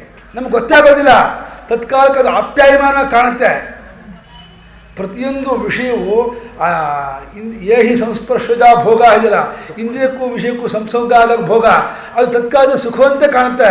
ಅದು ದುಃಖಯೋನಯವತೆ, ಅದು ದುಃಖಕ್ಕೆ ಕಾರಣವಾಗಿರುತ್ತೆ, ಅದು ಗೊತ್ತಾಗಲ್ಲ. ಭೋಗವನ್ನು ಅನುಭವಿಸುವಾಗ ಮನುಷ್ಯರಿಗೆ ಏನಾಗುತ್ತೆ ಅಂದರೆ ಚೆನ್ನಾಗಿದೆಯಲ್ಲ, ಭಾಳ ಮಜಾ ಆಗುತ್ತಲ್ಲ, ಇದನ್ನು ಯಾಕೆ ಇವರು ಇದನ್ನು ಅಷ್ಟು ನಿಂದೆ ಮಾಡ್ತಾರೆ, ಬೈತಾರೆ, ಇದು ಮಾಡ್ತಾರೆ, ತಿರಸ್ಕಾರ ಮಾಡ್ತಾರೆ, ಹೋಗಿ ಕುಡ್ದು ಅಂತಾರಲ್ಲ ಅಂತ ನಮಗನ್ಸುತ್ತೆ. ಆದರೆ ಅದು ಊರ್ಕೊಂಡು ಎಷ್ಟು ದುಷ್ಟ ಪರಿಣಾಮ ಮಾಡುತ್ತೆ ಅನ್ನೋದು ಅವ್ರು ಕಂಡುಕೊಂಡಿರ್ತಾರೆ. ಏನೂ ಬೇಡ, ಸೌಭರಿ ಅನ್ನುವಂತಹ ಒಬ್ಬ ಋಷಿ ಇದ್ದ. ಆ ಸೌಭರಿ ಅನ್ನೋ ಋಷಿ ಎಂಥ ಮಹಾತ್ಮ ಅಂದರೆ ಸಮಸ್ತ ವೇದ ಶಾಸ್ತ್ರ ಎಲ್ಲವನ್ನೂ ಅಧ್ಯಯನ ಮಾಡಿಬಿಟ್ಟು ಕೊನೆಗೆ ತಪಸ್ಸು ಮಾಡೋದೇ ಹೆಚ್ಚಿನ ಪುರುಷಾರ್ಥ ಅಂತ ತಿಳ್ಕೊಂಡ್ಬಿಟ್ಟು ತಪಸ್ಸಾಗಿ ಕಾಡಿಗೆ ಹೋದ. ಕಾಡು ಹೋಗಿ ತಪಸ್ಸು ಮಾಡ್ತಾ ಇದ್ದೆ. ಅವರಿಗೆ ಆ ಕಾಡಿನಲ್ಲಿ ಆ ಚಿಲಿಪಿಲಿ ಶಬ್ದ ಮಾಡ್ತಲ್ಲ ಪಕ್ಷಿಗಳು, ಆಮೇಲೆ ಅಲ್ಲಿನ ಕೋತಿ ಪ್ರಾಣಿಗಳು ಶಬ್ದ ಮಾಡ್ತಲ್ಲ, ಅದು ಅವನಿಗೆ ವಿಕ್ಷೇಪ ಆಯಿತು ಅಂತ ಹೇಳಿಬಿಟ್ಟು ಅವನು ಯೋಗ ಸಿದ್ಧಿಯಿಂದ ನೀರೊಳಗೆ ಮುಳುಕೊಂಡು ತಪಸ್ಸು ಮಾಡೋದನ್ನು ಕಲ್ತ್ಕೊಂಡ್ಬಿಟ್ಟ. ಸರೋವರದ ಒಳಗೆ ನೀರೊಳಗೆ ಹೋಗಿ ಅಲ್ಲಿ ಕೂತು ತಪಸ್ಸು ಮಾಡ್ತಾ ಇದ್ದಾನೆ. ತಪಸ್ಸು ಮಾಡ್ತಾ ಎಷ್ಟೋ ದಿನಗಟ್ಟಲೆ, ಮಾಸಗಟ್ಟಲೆ, ವರ್ಷಗಟ್ಟಲೆ ತಪಸ್ಸು ಮಾಡಿದ್ದಾನೆ. ಹಾಗೆ ತಪಸ್ಸು ಮಾಡಿದಂತಹ ಆತನಿಗೂ ಕೂಡ ನೀರೊಳಗೆ ಒಂದು ದಿವಸ ಯಾತಕ್ಕೂ ಕಣ್ಣು ಬಿಟ್ಟಾಗ ಅಲ್ಲಿ ಎರಡು ಮೀನುಗಳು ಪರಸ್ಪರ ಗ್ರಾಮ್ಯ ಧರ್ಮವನ್ನು ನಡೆಸ್ತಾ ಇದ್ವಂತೆ. ಅದನ್ನು ನೋಡಿ ಇವನಿಗೆ ಉದ್ರೇಕ ಆಯ್ತಂತೆ. ಇವನಿಗೆ ಅರೆ ಎಷ್ಟು ಚೆನ್ನಾಗಿ ಈ ಮೀನುಗಳು ಆಟ ಆಡ್ಕೊಂಡಿದೆ, ಅವ್ರ ಮಕ್ಕಳ ಜೊತೆ ಯಾವ ರೀತಿ ಇದೆ, ಮಕ್ಕಳ ಜೊತೆ ಆ ಮರಿಗಳೆಲ್ಲ ಆ ತಾಯಿ ಮೇಲೆ ಇದ್ರ ಮೇಲೆ ಹೇರ್ಕೊಳ್ತಾ ಇದ್ವು, ಅದು ಚಿನ್ನಾಟ ಆಡ್ತಾ ಇದ್ವು, ಅವನು ಮುದ್ದು ಮಾಡ್ಕೊಳ್ತಾ ಇದ್ವು, ಪರಸ್ಪರ ಕಟ್ಕೊಳ್ತಾ ಇದ್ವು. ಇಷ್ಟೆಲ್ಲ ಮಾಡ್ತಾ ಇದೆಯಲ್ಲ, ಎಷ್ಟು ಚೆನ್ನಾಗಿದೆ ಇವರ ಜೀವನ, ಇವರ ಬದುಕು. ನಾನು ಯಾಕೆ ಈ ತರಹ ಸಂಸಾರ ಮಾಡಬಾರ್ದು ಅಂತ ಅನಿಸ್ತಪ್ಪ. ಒಂದು ಸಲ ಬಂದು ಅಷ್ಟೇ ಆ ಸಂಘವನ್ನು ನೋಡಿದಂತಹ ಆತನಿಗೆ ಅಷ್ಟು ಬಂದಿದ್ದೇ ತಡ. ಇನ್ನು ಮುಂದೆ ತಪಸ್ಸು ಮಾಡೋಕ್ಕೆ ಆಗಲಿಲ್ಲ. ತಪಸ್ಸು ಮಾಡೋಕ್ಕಾಗಲಿಲ್ಲ. ಏನು ಮಾಡ್ದ? ಹೊರಗೆ ಬಂದ. ಹೊರಗೆ ಬಂದರೆ ದಿನಗಟ್ಟಲೆ ತಿಂಗಳಗಟ್ಟಲೆ ನೀರೊಳಗೆ ಇದ್ದಿದ್ದರಿಂದ ಆ ಚರ್ಮವನ್ನು ಲೋಳ್ದೋಳು ಥರ ಆಗ್ಬಿಟ್ಟಿದಂತೆ. ನೋಡೋಕ್ಕೆ ಥರ ಇದು ಪಾಚಿ ಕಟ್ಟಿದ ವಸ್ತು ಯಾಕೆ ಕಾಣುತ್ತೋ ಆ ರೀತಿ ಕಾಣ್ತಾ ಇದ್ದಂತೆ. ಆದರೂ ಕಾಮ ಒಳಗೆ ಉದ್ದೀಪನಗೊಳ್ತಾ ಇದೆ, ಅವನನ್ನು ಪ್ರಚೋದನೆ ಮಾಡ್ತಾ ಇದೆ, ದಬ್ತಾ ಇದೆ. ಹೋಗು ಹೋಗು ನೀನು ಸಂಸಾರಿ ಆಗು ದಬ್ತಾ ಇದೆ. ಅವನು ವಿಚಾರಿಸ್ಕೊಂಡು ಬಂದ್ಬಿಟ್ಟು ಒಬ್ಬರತ್ತ ಕೇಳಿದಂತೆ, ನನಗೂ ಈ ಸಂಸಾರಿ ಆಗಬೇಕು, ಗೃಹಸ್ಥನಾಗಬೇಕು, ಇದನ್ನಾಗಬೇಕು ಅಂತ ಆಸೆ ಇದೆ. ಯಾರು ಹೆಣ್ಣು ಕೊಡ್ತಾರೆ, ಎಲ್ಲಿದ್ದಾರೆ ಹೆಣ್ಮಕ್ಳು, ಯಾರಿಗೆ ಇದ್ದಾರೆ ಅಂತ ವಿಚಾರಿಸಿದ್ದಂತೆ. ಯಾರೋ ಒಬ್ಬರು ತಮಾಷೆಗೆ ಇವ್ರದ್ದು ನೋಡಿ, ಆ ಮಾಂಧಾತ ಚಕ್ರವರ್ತಿಗೆ 50 ಜನ ಹೆಣ್ಮಕ್ಳಿದ್ದಾರೆ, ಯಾರನ್ನಾದ್ರೂ ಒಬ್ಬರು ಕೊಡ್ಬೋದು, ಹೋಗಿ ಕೇಳಿ ಅಂತ ತಮಾಷೆ ಮಾಡಿಬಿಟ್ಟು ಅವರು. ಅಂದರೆ ಇವರನ್ನು ನೋಡಿ ಇನ್ನಷ್ಟು ಉಗಿತಾರೆ, ಹಾಸ್ಯ ಮಾಡ್ತಾರೆ, ತಿರಸ್ಕಾರ ಆಗುತ್ತೆ ಹೊರತು ಇವ್ರಿಗೆ ಯಾರು ಹೆಣ್ಣು ಕೊಡ್ತಾರೆ ಅಂತ ಅವ್ರ ಮನೋಭಾವ. ಹೋಗಿ ಕೇಳಲಿ ಅಂತ. ಹೌದಾ 50 ಜನ ಹೆಣ್ಮಕ್ಳಿದಾರ, ನಾನು ಹೋಗ್ಬಿಟ್ಟು ಕೇಳೇ ಬಿಟ್ಟು ಅವ್ರಿಗೆ ಪುಣ್ಯಾತ್ಮನಿಗೆ ಆಸೆ ಬಂದಾಗ ಅಲ್ಲೇನು ಕಾಮಾತುರಾಣಂ ಅಭಯಂ ನಲಜ್ಜ ಅಂತ. ಕಾಮಾತುರಾದವರಿಗೆ ಭಯವೂ ಇರಲ್ಲ, ನಾಚಿಕೆಯೂ ಇರಲ್ವಂತೆ. ಆತ ಹೋದಾಗ ಪಾಪ ಋಷಿಗಳು ಬಂದಿದ್ದಾರೆ ಅಂದ್ಕೊಳ್ಳೇನೆ ಆ ಯಾವ ಇವರ ಇಲ್ದಾರಲ್ಲ ರಕ್ಷಕರು, ಟೋಲ್ಗೇಟಲ್ಲಿ ದ್ವಾರಪಾಲಕರು ಯಾರೂ ತಡೆಯಲೇ ಇಲ್ಲ, ಅವರನ್ನು ಒಳಗೆ ಬಿಟ್ಬಿಟ್ರು ಬಂದು ಅಂತ. ಇವು ಸೀದಾ ಹೋದ, ದರ್ಬಾರ್ ಹಾಗೆ ಹೋದ. ಚಕ್ರವರ್ತಿ ಕೂತಿದ್ದಾನೆ, ಹೋಗ್ಬಿಟ್ಟು ನಿಂತ್ಕೊಂಡೆ ಇದರಲ್ಲಿ. ರಾಜನಿಗೆ ಋಷಿಗಳಿಂದ ಗೌರವ ಇದ್ದೇ ಇತ್ತು. ಅವನಿಗೆ ಬಹಳ ಒಂದು ಪೂಜ್ಯ ಭಾವನೆಯಿಂದ ಏನು ಬಂದಿದ್ದು ಏನು ಅಂತ ಹೇಳಿ ಯೋಗಕ್ಷೇಮ ವಿಚಾರಿಸ್ಕೊಂಡು ಅವರಿಗೆ ಅರ್ಘ್ಯಪಾದ್ಯಾದಿಗಳನ್ನು ಕೊಟ್ಟು ಎಲ್ಲ ರೀತಿ ಸೇವೆಯೆಲ್ಲ ಮಾಡಿದ ಮೇಲೆ ತಾವು ಬಂದದ್ದು ಏನಕ್ಕೆ ಗೊತ್ತಾಗಲಿಲ್ಲ. ಅದನ್ನು ತಿಳಿಸಿದರೆ ನಾನು ಖಂಡಿತ ನಡೆಸ್ಕೊಡ್ತೀನಿ ಅಂತ ಮಹಾರಾಜ ಒಂದು ಭಿನ್ನವಿತ್ತಳೆ ಇಟ್ಟ. ಅದಕ್ಕೆ ಇಲ್ಲ ಮಹಾರಾಜ, ನಿನಗೆ 50 ಜನ ಹೆಣ್ಮಕ್ಳಿದ್ದಾರೆ ಅಂತ ನಾನು ಕೇಳಿದೆ. ನನಗೂ ಗೃಹಸ್ಥಾಶ್ರಮ ಸ್ವೀಕಾರ ಮಾಡಬೇಕು ಅನ್ನೋ ಆಸೆ ಬರ್ತಾ ಇದೆ, ಯಜ್ಞಯಾಗಾದಿಗಳನ್ನು ಮಾಡಬೇಕು, ನಿತ್ಯಾದಿಗಳು ಮಾಡಬೇಕು ಅಂತ. ಪಾಪ ಅದು ಗೌರವ ಹೇಳಿದ್ದಾನೆ. ತನ್ನ ಬಯಕೆಯನ್ನು ಬೇರೆ ಯಜ್ಞಯಾಗಾದಿಗಳು ಮಾಡೋದಕ್ಕೋಸ್ಕರವಾಗಿ ನಾನು ವಿವಾಹ ಮಾಡಬೇಕು ಅಂತೇನೋ ಒಂದಿಷ್ಟು ಹೇಳಿದ್ದಾರೆ. ಅದಕ್ಕೆ ಮಹಾರಾಜನಿಗೆ ಅನ್ನಿಸ್ತದಲ್ಲ, ಇವರು ನೋಡಿದರೆ ಹೀಗಿದ್ದಾರೆ, ಒಳ್ಳೆ ಗೊದ್ದಮಟ್ಟೆ ಇದ್ದಂಗಿದ್ದಾರೆ, ಮೈಯೆಲ್ಲ ಲೊಳಗೆ ಆಗ್ಬಿಟ್ಟಿದೆ. ಇವರಿಗೆ ಹೆಂಗಪ್ಪ ನಾನು ಹೆಂಗೆ ಮಾತು ಕೊಡಲಿ, ನಾನು ಯಾರನ್ನಾದ್ರೂ ಕೊಡ್ತೀನಿ ನಾನು ಅನ್ನೋಣ. ಆ ಹೆಣ್ಮಕ್ಳು ಏನಪ್ಪ ನನ್ನನ್ನು ಇವನು ಕೊಡ್ತಾ ಇದೆಯಲ್ಲ, ನಾನು ಹೆಂಗಿರಲಿ ಅಂತ ಆ ಹೆಣ್ಮಗಳು ಅಂದ್ಬಿಟ್ರೆ ನಾನು ಏನು ತಗೊಡ್ಲಿ ಆ ಹೆಣ್ಮಗಳಿಗೆ ಅಂತ ಅಂದ್ಕೊಂಡು ಅವನು ಏನು ಮಾಡಿದೆ, ಯೋಚನೆ ಮಾಡ್ದ. ಅವನು ಕೆಲಸ ಮಾಡಿ, ಮಹರ್ಷಿಗಳೇ ಒಬ್ಬರನ್ನು ಕಳಿಸ್ಕೊಡ್ತೀನಿ ತಮ್ಮ ಜೊತೇಲಿ, ಅಲ್ಲಿ ಇದ್ದಾರೆ ನನ್ನ ಹೆಣ್ಮಕ್ಳೆಲ್ಲ ಒಂದು ಅರಮನೆಯಲ್ಲಿ ಇದ್ದಾರೆ, ನೀವೇ ಹೋಗ್ಬಿಟ್ಟು ಅಲ್ಲಿ ನಿಂತ್ಕೊಳ್ಳಿ, ಯಾರು ನಿಮ್ಮನ್ನು ಇಷ್ಟಪಡ್ತಾರೋ ಅವರನ್ನು ಮದುವೆ ಮಾಡಿಕೊಡ್ತೀನಿ ಅಂತ ರಾಜ ತಪ್ಪಿಸ್ಕೊಂಡ್ಬಿಟ್ಟ. ರಾಜ ಮನಸ್ಸಲ್ಲಿ ಏನೋ ಯಾರು ಏನು ಇಷ್ಟಪಡಲ್ಲ ಇವರನ್ನು, ಹಾಗಾಗಿ ನನ್ನ ಇಷ್ಟಾರ್ಥಗಳು ಈಡೇರಿತು, ಮತ್ತು ನನಗೆ ಕೊಡಲ್ಲ ಅಂದ್ಬಿಟ್ರೆ ಕಮಂಡಲು ನೀರು ಹಾಕೊಂಡ್ಬಿಡ್ತಾರೆ. ಮಹರ್ಷಿಗಳಿಗೆ ಮೂಗು ತುದಿನೇ ಕೋಪ ಇರುತ್ತೆ. ನಾನು ಶಾಪಗ್ರಸ್ತನೂ ಆಗುವುದಿಲ್ಲ, ಯಾವುದೇ ಕಷ್ಟಕ್ಕೂ ಸಿಕ್ಕಾಕೊಳ್ಳೋದಿಲ್ಲ, ನನ್ನ ಕೆಲಸವೂ ಈಡೇರಿತು ಅಂದ್ಕೊಂಡು ಭಾಳ ಬುದ್ಧಿವಂತಿಕೆ ಮಾಡಿಕೊಂಡು ಒಬ್ಬನ ಕಳಿಸ್ಕೊಟ್ಟ. ಹೋಗು ಅಲ್ಲಿ ಕರ್ಕೊಂಡು ಹೋಗು, ಅಲ್ಲಿ ಯಾರು ಇವರನ್ನು ಇಷ್ಟಪಡ್ತಾರೋ ಅವರನ್ನು ಮದುವೆ ಮಾಡಿಕೊಡ್ತೀನಿ ಅಂತ ಹೇಳ್ಬಿಟ್ಟು ಕಳಿಸ್ಕೊಟ್ಟ. ಮಹರ್ಷಿ ಗೊತ್ತಾಗ್ಬಿಡ್ತು, ಇದೇ ಪ್ಲ್ಯಾನಿಗೋಸ್ಕರ ಹೀಗೆ ಮಾಡ್ತಾ ಇದ್ದಾನೆ ಅಂತ ಹೇಳಿ ಮಹರ್ಷಿ ಏನು ಮಾಡಿದ್ರು, ಆಯ್ತಪ್ಪ ಹೋಗ್ತೀನಿ ಅಂತ ಹೇಳ್ಬಿಟ್ಟು ಇನ್ನು ಅರಮನೆ ದಾಟಿ ಹೊರಗೆ ಬಂದಿಲ್ಲ. ತಮ್ಮ ತಪಶಕ್ತಿಯಿಂದ ಯೋಗಸಿದ್ಧಿಯಿಂದ ಮನ್ಮಥ ರೂಪ ಅಂತ ಅಂದ್ಕೊಂಡ್ಬಿಟ್ರು. ಒಳ್ಳೆ ಸುಂದರವಾದಂಥ ವಿಗ್ರಹ ಮನ್ಮಥ ರೂಪ ಅಂತ ಅಂದ್ಕೊಂಡ್ಬಿಟ್ಟು ಜೊತೆ ಹೋಗ್ತಾ ಇದ್ದಾರೆ. ಆ ಪರಿಚಯ ನೋಡ್ತಾರೆ, ಏನು ಹೀಗಾಗ್ಬಿಟ್ರಲ್ಲ ಇದ್ದಕ್ಕಿದ್ದಾಗೆ ಇವರು ಅಂತ ಅವ್ರಿಗೆ ಆಶ್ಚರ್ಯ ಆಗ್ಬಿಟ್ಟು, ನಡಿಯಪ್ಪ ಹೋಗಪ್ಪ ಮುಂದಕ್ಕೆ ಅಂತ ಅವರ ಋಷಿಗಳು ಅಂದರು. ಇನ್ನೇನು ಮಾತಾಡೋ ಹಾಗಿಲ್ಲ, ಋಷಿಗಳು ಹೇಳ್ತಿದ್ದಾರೆ. ಇನ್ನು ಕರ್ಕೊಂಡು ಹೋಗ್ತಾ ಇದ್ದಾನೆ. ಆ ಅರಮನೆ ಇನ್ನೂ ಒಂದು ಫರ್ಲಾಂಗ್ ಇದೆ, ಇನ್ನೂ ಆ ಮಹಾದ್ವಾರ ಪ್ರವೇಶ ಆಗ್ತಿರ್ಬೇಕಾದ್ರೆ ಆ ಮೇಲಿಂದ ಉಪ್ಪರಿಗೆ ಮನೆಯಿಂದ ನೋಡಿದಂಥ ಹೆಣ್ಮಕ್ಳು ಎಲ್ಲರೂ ಕೂಡ ನನಗೆ ಪರಮೇಶ್ವರ ಒಬ್ಬ ವರನ ಕಳಿಸ್ಕೊಟ್ಟಿದ್ದಾನೆ, ಪರಮಾತ್ಮ ನನಗೊಂದು ವರ ಕೊಟ್ಟಿದ್ದಾನೆ, ಎಲ್ಲರೂ 50 ಜನ ನುಗ್ಗು ಬಂದುಬಿಟ್ರಂತೆ. ನನಗೆ ಬಂದ್ಬಿಟ್ಟು ಕೈ ಹಿಡ್ಕೊಂಡ್ಬಿಟ್ರಂತೆ. ನನ್ನ ಮದುವೆ ಆಗೋ ನಾನು ನನಗೆ ನಿನ್ನ ಗಂಡ ಅಂತ ಹೇಳಿಬಿಟ್ಟು ಆವಾಗ ಹೇಳಿದವರು ಋಷಿಗಳು, ಹೋಗಿ ಹೇಳಪ್ಪ ಮಹಾರಾಜನಿಗೆ ಈಗ 50 ಜನ ಮದುವೆ ಆಗ್ತೀನಿ ಅಂತ ಇದ್ದಾರೆ ಅಂತ. ಅವನು ಓಡೋದ, ಮಹರ್ಷಿಗಳೇ ಹೀಗಾಗ್ಬಿಡ್ತು, ಏನು ಹೇಳೋಣ ಅಂತ. ತಕ್ಷಣ ಅರ್ಥವಾಯಿತು, ಧರ್ಮಾತ್ಮನ ಚಕ್ರವರ್ತಿ ಮಂಧಾತ ಅಂದರೆ ಸಾಮಾನ್ಯನೇ. ಓಹೋ, ಋಷಿಗಳ ಪವಾಡ ವಿಭೂತಿನ ನಾಡಿದೆ, ನಾನು ಮಾತಿಗೆ ತಪ್ಪೋದಿಲ್ಲ. ಯಾರು ಆಗ್ತೀನಿ ಅಂತ ಹೇಳ್ತಾರೋ ಅವನು ಮದುವೆ ಮಾಡಿಕೊಡ್ತೀನಿ ಅಂತ ನಾನು ಹೇಳಿರೋದ್ರಿಂದ ಎಷ್ಟು ಜನ ಆಗ್ತೀನಿ ಅಂತಾರೋ ಅಷ್ಟು ಜನ ಮದುವೆ ಮಾಡಿಕೊಟ್ಟೇ ಬಿಡ್ತೀನಿ ಅಂತ ಹೇಳಿ ಆತ ನಿಶ್ಚಯ ಮಾಡ್ಕೊಂಡು ಬಂದುಬಿಟ್ಟು ಕೇಳ್ದ. ಎಲ್ಲರೂ ನಾನು ಆಗ್ತೀನಿ ಅಂದ್ಬಿಡ್ತಾರೆ. ಸರಿ ಇಂದ 50 ಜನರನ್ನು ಮದುವೆ ಮಾಡ್ಕೊಟ್ಬಿಟ್ಟ ಒಬ್ಬನಿಗೇನೆ. 50 ಜನರು ಮದುವೆ ಮಾಡಿಕೊಂಡ್ರೆ ಇವರು ನೋಡಿ ಇಂಥ ತಪಸ್ಸಿದ್ಧಿ 50 ಸೌಭರಿಗಳಾಗ್ಬಿಟ್ರು ಇವರು. ತಾವು 50 ಸೌಭರಿಗಳಾಗ್ಬಿಟ್ಟು ಮತ್ತು 50 ಜನರು ಮದುವೆ ಆಗಿಬಿಟ್ಟು ಕರ್ಕೊಂಡೋದ್ರು ಎಲ್ಲಿಗೆ ಕಾಡಿಗೆ ಕರ್ಕೊಂಡೋದ್ರೆ ಇವರೆಲ್ಲ ರಾಜಕುಮಾರಿಗಳು. ಕಾಡಿನಲ್ಲಿ ಏನು ಪಣ್ಣು ಕುಟೀರಲ್ಲಿ ಇರಿಸೋಕ್ಕಾಗತ್ತೆಯೇ? ಅಲ್ಲಿ ಇಂಬಳ ಇರುತ್ತೆ, ಇರುವೆ ಇರುತ್ತೆ, ಗೊದ್ದ ಇರುತ್ತೆ, ಏನೇನಿರುತ್ತೆ ಅವ್ರನ್ನ ಹಂಗೆ ಅಲ್ಲಿ ವಾಸ ಮಾಡಿಸೋದು ಅಂದ್ಕೊಂಡು ತಮ್ಮ ಯೋಗ ಸಿದ್ಧಿ ತಪಸ್ಸಿದ್ಧಿಯಿಂದ ಅಲ್ಲಿ 50 ಅರಮನೆಗಳನ್ನೇ ಸೃಷ್ಟಿ ಮಾಡ್ಕೊಂಡ್ಬಿಡ್ತಾರೆ. ಅನ್ಯಮಿಂದ್ರನ್ ಕರಿಷ್ಯಾಮಿ ಹಾಗೇನೆ ಆ ಮಹರ್ಷಿಗಳು ಅಂದರೆ ಒಂದೊಂದು ಸಲಕ್ಕೂ ತಪಶಕ್ತಿಯನ್ನು ಧಾರೆ ಹಾಕ್ತಾನೇ ಇದ್ದಾರೆ. ಒಳ್ಳೆಯ ರೂಪಕ್ಕೊಂದಷ್ಟು ಹಾಕಿದ್ರು, ಆಮೇಲೆ ಆ 50 ಅರಮನೆಗೆ ಹಾಕಿದ್ರು, ತಾನು 50 ಆಗೋದಕ್ಕೊಂದಷ್ಟು ಹಾಕಿ ತಪಶಕ್ತಿನ ಎಲ್ಲ ಖರ್ಚಾಗ್ತಾ ಇದೆ. ಅಲ್ಲಿ 50 ಅರಮನೆಗೂ ಒಳ್ಳೊಳ್ಳೆ ಉದ್ಯಾನವನ, ಒಳ್ಳೊಳ್ಳೆ ಸ್ವಿಮ್ಮಿಂಗ್ ಪೂಲು, ಒಳ್ಳೊಳ್ಳೆ ಬೇರೆ ಬೇರೆ ದಾಸಿ ವರ್ಗದವರು ಎಲ್ಲವನ್ನೂ ಮಾಡ್ಕೊಂಡ್ಬಿಟ್ಟಿದ್ದಾರೆ. ಎಲ್ಲವನ್ನೂ ಮಾಡ್ಕೊಂಡ್ಬಿಟ್ಟು ಒಳ್ಳೆ ಅವ್ರ ಜೊತೆಯಲ್ಲಿ ಸಂಸಾರ ಮಾಡ್ತಾ ಇದ್ದಾರೆ. 1, 2, 3 ವರ್ಷ ಆಯಿತು. ಮಹಾರಾಜನಿಗೆ ಅನುಮಾನ ಬಂತು, ಏನೋ ನನ್ನ ಮನೇಲಿ ಇದ್ದಾಗ ಭಾಳ ಚೆನ್ನಾಗಿದ್ದು ನನ್ನ ಮಕ್ಕಳಲ್ಲ, ಹೆಣ್ಮಕ್ಳಲ್ಲ, ಇವಾಗ ಹೇಗಿದ್ದಾರೋ ಏನೋ, ಒಂದು ಸಲ ಅವ್ರ ಯೋಗಕ್ಷೇಮ ವಿಚಾರಿಸ್ಕೊಂಡ್ಬರ್ತೀನಿ ಅಂಥೇಳಿ ಮಹಾರಾಜನೇ ಖುದ್ದಾಗಿ ಕಾಡಿಗೆ ಹೋಗ್ತಾನೆ. ಹೋಗ್ತಾನೆ, ಅಪ್ಪ ಬಂದ ಅಂತ ಹೇಳ್ಬಿಟ್ಟು ಹೆಣ್ಮಕ್ಳಿಗೆ ಭಾಳ ಸಂತೋಷ. ಒಬ್ಬನ ಮನೆ ಪ್ರವೇಶ ಮಾಡಿಬಿಟ್ಟು ಅಲ್ಲಿನ ಆತಿಥ್ಯವನ್ನು ಸ್ವೀಕಾರ ಮಾಡಿಬಿಟ್ಟು ಮಧ್ಯಾಹ್ನ ಹೊತ್ತಲ್ಲಿ ಕೂತ್ಕೊಂಡು ಮಗಳ ಹತ್ರ ಮಾತಾಡ್ತಾ ಇದ್ದಾನೆ. ರಾಜ, ಏನಮ್ಮ ಹೇಗಿದೆಯಾ, ಏನು ನಿನ್ನ ಸಮಾಚಾರ ಇಂಥದ್ದು ಅಂತ ಮಹಾರಾಜ ಪ್ರಶ್ನೆ ಮಾಡಿದ್ದಕ್ಕೆ, ಅಪ್ಪ ಭಾಳ ಚೆನ್ನಾಗಿದ್ದೀನಿ, ಆನಂದವಾಗಿದ್ದೀನಿ, ಅದ್ಭುತವಾಗಿದೆ, ಸಂತೋಷ ಆಗುತ್ತೆ, ನನಗೆ ನಿಮ್ಮ ಮನೆಯೇ ಜ್ಞಾಪಕ ಆಗೋಲ್ಲ, ಇದೇ ಆಗೋಲ್ಲ, ತವರನೇ ಜ್ಞಾಪಕವೇ ಆಗೋಲ್ಲ, ಅಷ್ಟರ ಮಟ್ಟಿಗೆ ಆನಂದವಾಗಿದ್ದೀನಿ, ಅದು ಒಂದೇ ಒಂದು ಬೇಸರ ನನಗೆ ಅಂತಾಳೆ.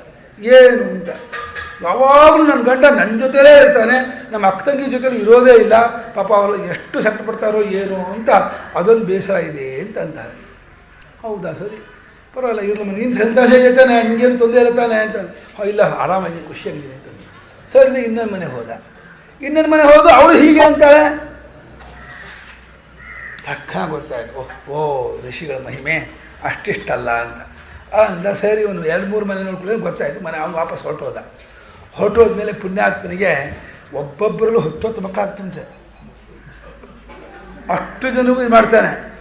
ಆಮೇಲೆ ಒಂದು ಯುದ್ಧಕ್ಕಿದ್ದ ಹಾಗೇನೆ ಸ್ವಲ್ಪ ಹಿಂದೆ ನೋಡ್ಕೊಳ್ತಾನೆ. ಮೈಯೆಲ್ಲ ನೆರತಾಗ್ಬಿಟ್ಟಿದೆ, ಕೂದೆಲ್ಲ ಬೆಳ್ಳಗಾಗ್ಬಿಟ್ಟಿದೆ, ಎಲ್ಲ ಹಲ್ಲೆಲ್ಲ ಅಲ್ಲಾಡ್ತಾ ಇದೆ, ಕೈ ಕಾಲೆಲ್ಲ ತರ ನಡೀತಾ ಇದೆ. ಯಾಕೋ ಕಾಲಕ್ಕೆ ಆಗ್ತಲ್ಲ, ಬಂತಲ್ಲ ಗ್ರಹಚಾರ ಅಂದ್ಕೊಂಡು ಯೋಚನೆ ಮಾಡೋಕ್ಕೆ ಕೂದಂತೆ. ಅಷ್ಟೊತ್ತಿಗೆ ಎಲ್ಲ ತಪಶಕ್ತಿ ಮುಗಿದೋಗಿತ್ತು ಅವನಿಗೆ. ಸಾಮಾನ್ಯವಾದ ಪ್ರಾಕೃತ ಮನುಷ್ಯನಾಗೆ ಆಗ್ಬಿಟ್ಟಿದ್ದ.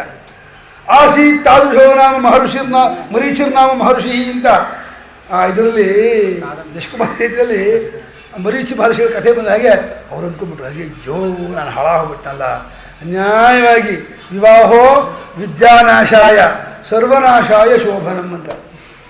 ಸರ್ವನಾಶ ಆಗ್ಬಿಡ್ತಲ್ಲ, ಎಲ್ಲವೂ ಹಾಳಾಗ್ಬಿಡ್ತಲ್ಲ ಅಂದ್ಕೊಂಡು ಅಯ್ಯೋ ಗ್ರಹಚಾರವೇ ಅಂದ್ಕೊಂಡು ತಲೆ ಮೇಲೆ ತೆಚ್ಕೊಂಡ್ಬಿಟ್ಟು ಆ ಮಕ್ಕಳನ್ನೆಲ್ಲ ಕರೆದುಬಿಟ್ಟು, ನೋಡ್ರಪ್ಪ ಇವಾಗ ಇಷ್ಟೆಲ್ಲ ನಾನು ಮಾಡಿಟ್ಟಿದ್ದಲ್ಲ, ಈ ತಾಯಿಗೆ ಸಂರಕ್ಷಣೆ ಮಾಡೋದು, ಈ ಒಂದು ಏನೇನು ನಿಜ ಇದನ್ನು ನೋಡ್ಕೊಳ್ಳಿ, ನಾನು ಮತ್ತೆ ತಪಸ್ಸು ಹೊರಟೋಗ್ತೀನಿ ಅಂತ ಹೇಳ್ಬಿಟ್ಟು ಪಶ್ಚಾತ್ತಾಪ ಮಾಡಿ ಮತ್ತೆ ತಪಸ್ಸು ಹೋಗ್ತಾನೆ. ಮತ್ತೆ ತಪಸ್ಸು ಮಾಡಬೇಕಾದ್ರೆ ಬಹಳ ಕಷ್ಟವಾಗುತ್ತೆ ಅವನಿಗೆ. ಯಾಕೆಂದರೆ ಅಷ್ಟು ದಿವಸದ ವಿಷಯ ವಾಸನೆ ಬಲವಾಗಿ ಬೇರು ಬಿಟ್ಟಿರುತ್ತೆ.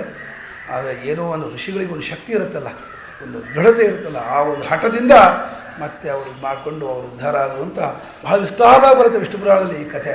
ಅದನ್ನು ಕೊಟ್ಟಿದ್ದಾರೆ ಗುರುಗಳು ಇಲ್ಲಿ. ಅಹೋ ಇಮಂ ಪಶ್ಯತ ಮೇ ವಿನಾಶಂ ತಪಸ್ವಿನ ಸಚ್ಚರಿತ ವ್ರತಸ್ಯ ಅಂತರ್ಜಲೆ ವಾರಿಚರ ಪ್ರಸಂಗಾತ್ ಪ್ರಚಾಪಿತಂ ಬ್ರಹ್ಮಚಿರಂ ಧೃತಂ ಯದ್. ಯಾವ ಬ್ರಹ್ಮವನ್ನು ಬಹಳ ಕಾಲ ನಾನು ಹೃದಯದಲ್ಲಿ ಇಟ್ಕೊಂಡು ಧ್ಯಾನ ಮಾಡ್ತಾ ಇದ್ನೋ ಅಂಥ ನನಗೆ ಆ ಬ್ರಹ್ಮ ವಿಚಾರ ಮರೆಯಾಗ್ಬಿಡ್ತು. ಕೇವಲ ನೀರಿನಲ್ಲಿ ಓಡಾಡುವಂತಹ ಮೀನುಗಳ ಚರ್ಯೆ ನೋಡಿಬಿಟ್ಟು ನಾನು ಆ ಬ್ರಹ್ಮ ವಿಚಾರದಿಂದ ಚ್ಯುತನಾಗ್ಬಿಟ್ಟನಲ್ಲ. ತಪಸ್ವಿಯಾದ ಸಚ್ಚರಿತೆಯನ್ನು ಕೂಡಿದಂತಹ ನನ್ನ ಹೀನ ಸ್ಥಿತಿಯನ್ನು ಏನು ಹೇಳ್ಕೊಳ್ಳಿ, ನೋಡಿ ಎಂಥ ದುಸ್ಥಿತಿಗೆ ಬಂದುಬಿಟ್ಟೆ ಅಂಥೇಳಿ ತನ್ನ ಸ್ಥಿತಿಗೆ ತಾನೇ ಪಶ್ಚಾತ್ತಾಪ ಮಾಡ್ಕೊಳ್ತಾ ಇದ್ದಾನೆ. ಸಂಗಂ ತ್ಯಜೇತ ಮಿಥುನಂ ವ್ರತೀನಾಂ ಮುಕ್ಷು ಸರ್ವಾತ್ಮನಾನ ವಿಸೃಜೇತ್ ಬಹಿರಿಂದ್ರಿಯಾಣಿ ಏಕಶ್ಚರನ್ ರಹಸಿ ಚಿಂತ ಮರಂತ ಈಹಿ ಇಂಜೀತ ಜ್ಯೋತಿಷು ಸಾಧುಷು ಚೇತ್ ಪ್ರಸಂಗ. ಕೊನೆಗೆ ಅವನು ಇದೇ ಉಪದೇಶ ಮಾಡದಂತೆ, ಯಾವತ್ತಿಗೂ ಕೂಡ ಸಾಧಕನಾದವನು ಮುಮುಕ್ಷುನಾದವನು ಒಬ್ಬಂಟಿಗನಾಗಿ ಓಡಾಡ್ತಾ ಇರಬೇಕು. ಯಾವಾಗಲೂ ಸತ್ಪುರುಷರಲ್ಲಿ ಸಹವಾಸವನ್ನು ಇಟ್ಕೋಬೇಕು, ಸದ್ವರ್ತಿಗಳಲ್ಲಿ ಸಹವಾಸವನ್ನು ಇಟ್ಕೋಬೇಕು, ಭಗವದ್ಭಕ್ತರ ಸಹವಾಸ ಮಾಡ್ಕೊಂಡಿರಬೇಕು. ಇಲ್ಲದೆ ಹೋದರೆ ನಾವು ಹಾಳಾಗಿ ಹೋಗ್ಬಿಡ್ತೀವಿ. ಒಂದು ಸಣ್ಣ ಪ್ರಸಂಗ ಸಾಕು ನಾವು ಹಾಳಾಗೋದಕ್ಕೆ. ಅದಕ್ಕೆ ಬಹಳ ಹೆಚ್ಚಿನ ವಿವರಣೆ ಬೇಕಿಲ್ಲ, ನನ್ನದೇ ದೃಷ್ಟಾಂತ ಅಂತ ಅವನೇ ಪಶ್ಚಾತ್ತಾಪ ಮಾಡಿಕೊಂಡು ಹೇಳ್ತಾನೆ ಅಂತ ಗುರುಗಳು ಆ ಶ್ಲೋಕವನ್ನು ಕೊಟ್ಟು ವಿವರಣೆ ಮಾಡಿದ್ದಾರೆ. ಇವಾಗ ಇದನ್ನೆಲ್ಲ ನಾವು ಮನನ ಮಾಡ್ತಾ ಇದ್ದರೆ ನಮ್ಗೆ ಅನಿಸುತ್ತೆ ಇವಾಗ ಕೂಡ ಎಷ್ಟು ಕಷ್ಟ ಈ ಭಕ್ತಿ ಮಾರ್ಗವನ್ನು ಬೆಳೆಸ್ಕೊಂಡು ಹೋಗ್ಬೋದು. ಎಂಥ ಸಂದರ್ಭದಲ್ಲಿ ಬೇಕಾದರೂ ನಾವು ಜಾರಿ ಬಿಡ್ಬೋದು. ಅಲ್ಲಿ ಭಾಷ್ಯಕಾರರು ಕಾಮಕ್ರೋಧೋದ್ಭವಂ ವೇಗಂ ಅಂದರೆ ಶಕ್ನೋತಿ ಹೈವಯ ಸೋಢಂ ಪ್ರಾಕ್ಷರೀರ ವಿಮೋಕ್ಷಣಾತ್ ಕಾಮಕ್ರೋಧೋದ್ಭವಂ ವೇಗಂ ಸಯುಕ್ತ ಸುಖೀ ನರಹ ಅನ್ನೋದು ಒಂದು ವಾಕ್ಯ ಬರೆದಿದ್ದಾರೆ. ಈ ಪ್ರಾಕ್ಷರೀರ ವಿಮೋಕ್ಷಣಾತ್ ಯಾಕೆ ಹೇಳಿದರು ಅಂದರೆ ಸಾಯುವವರೆಗೂ ನಂಬ್ಕೋಬೇಡಿ ಕಾಮಕ್ರೋಧಗಳನ್ನು ಗೆದ್ದೆ ಅನ್ನೋದನ್ನು ಅಂತ. ಕಾಮಕ್ರೋಧ ವಿಷಯದಲ್ಲಿ ನಾನು ಗೆದ್ಬಿಟ್ಟೆ, ನಾನು ಜಿತನಾಗ್ಬಿಟ್ಟೆ ಅನ್ನೋ ಅಭಿಮಾನವನ್ನು ಸಾಯುವವರೆಗೂ ಮಾಡ್ಕೋಬೇಡಿ ಅಂತ ಒಂದು ವಾಕ್ಯ ಇದೆ. ಯಾಕೆ ಹಾಗೆ ಬರೋದು ಅಂತಂದರೆ ಅನಂತ ನಿಮಿತ್ತವಾನ್ಹಿ ಸಹ ಆ ಕಾಮಕ್ರೋಧವು ಅನಂತ ನಿಮಿತ್ತವನ್ನು ಇಟ್ಕೊಂಡು ಬರುತ್ತೆ. ಯಾವಾಗ ಎಲ್ಲಿ ಎದ್ಕೊಂಡ್ಬಿಡುತ್ತೆ ಗೊತ್ತಾಗೋದಿಲ್ಲ.